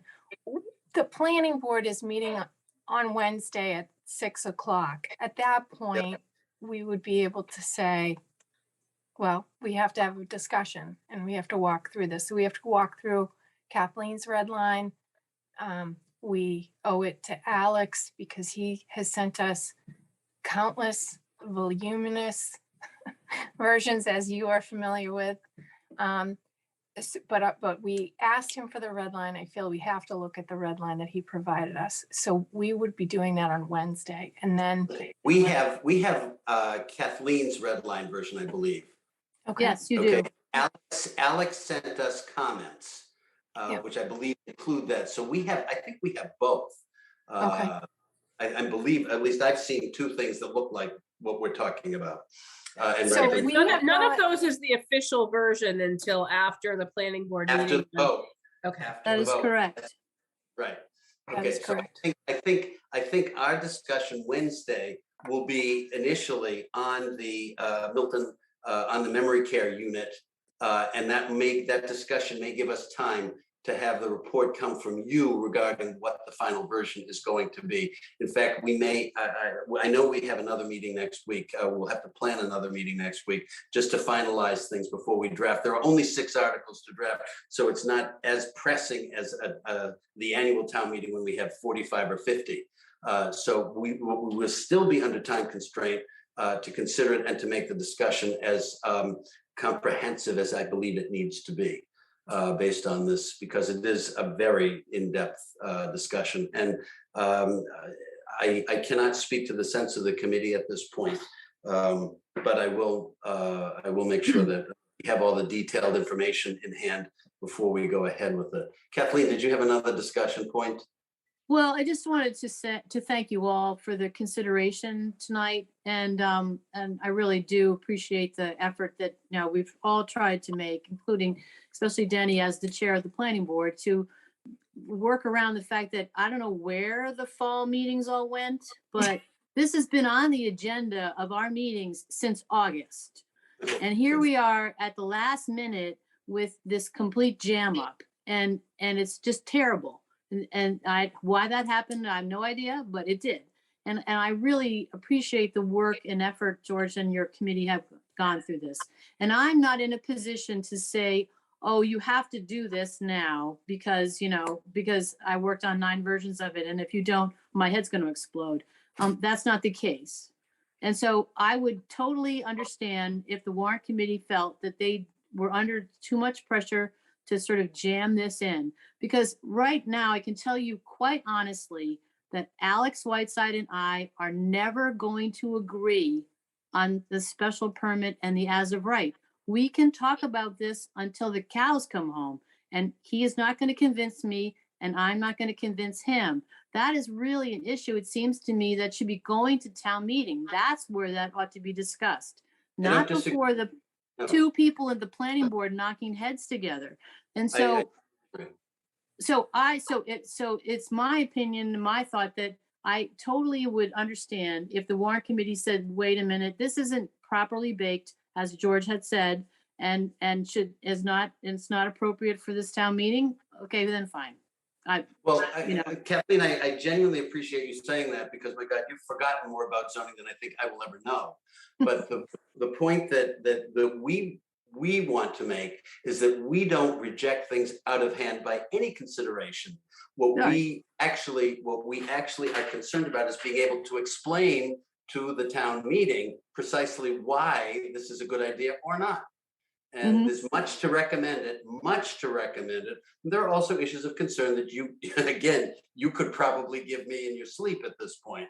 But I think that for our purposes, to have all of that information in hand, to be able to enumerate the concerns and delineate the benefits is essential for what we have to do. And I know you appreciate that. And again, I admire all the work that you put in. Denny, I mean, you all get to go to heaven with your clothes on after this one. So I think this is a good thing for all of us to talk about. I thank you for your presentation. We will meet Wednesday. We have that meeting and the agenda already published. I think if there is no other discussion that we have to have, does anybody have anything to raise going forward for this evening? We can adjourn given the hour. I will say that Lynn has sent around documents that Tim supplied that I hope that, and I'm just reading her email here, we can meet on the 5th prior to so you can meet then. We can vote on the article. If the planning board approves this wording, we can actually meet on it. I have a feeling that you will have amendments to it, but we'll hope for the best. But Linda just sent around these documents for those of you who need to refresh, who need clean copies or don't want to fiddle through it, an interminable trail of emails. This is right here for us to review, and that will be critical for what we have to talk about on Wednesday. At the very least, I think we can have the conversation about the memory care unit and continue this conversation. If we have to have a further meeting about this one article, at least when we meet on Wednesday, we can assign the opinions and the recommendations for the ones upon which we've already voted and get that going so that this one will be the last, probably the most complex that we have to deal with for this for the special town meeting. But we'll be at least, I hope, able to address it based on input that we get from you and discussions that we have among ourselves. So if there is no further business, the chair will entertain a motion to adjourn. And thank you all very much for your attentiveness and wish you all a happy new year once again. Thank you, George. Thank Thank you all. you. Thank you, Mr. Chair. Do we have a motion to adjourn? Motion to adjourn. Do we have a second? Lynn, please take the roll. John. Kathy, Yes. Emily, Yes. JJ, Yes. Stephen, Yes. Dave, Yes. Christine, Yes. Susanna, Yes. George, Yes. Kristen, Yes. Aaron, Yes. O'Henny, Yes. John. We lost John. I think we might have. And that's it. All right. Thank you all, Night. everybody. Good Night, night. See you. everybody. Good night. Appreciate your Night. time. Good night.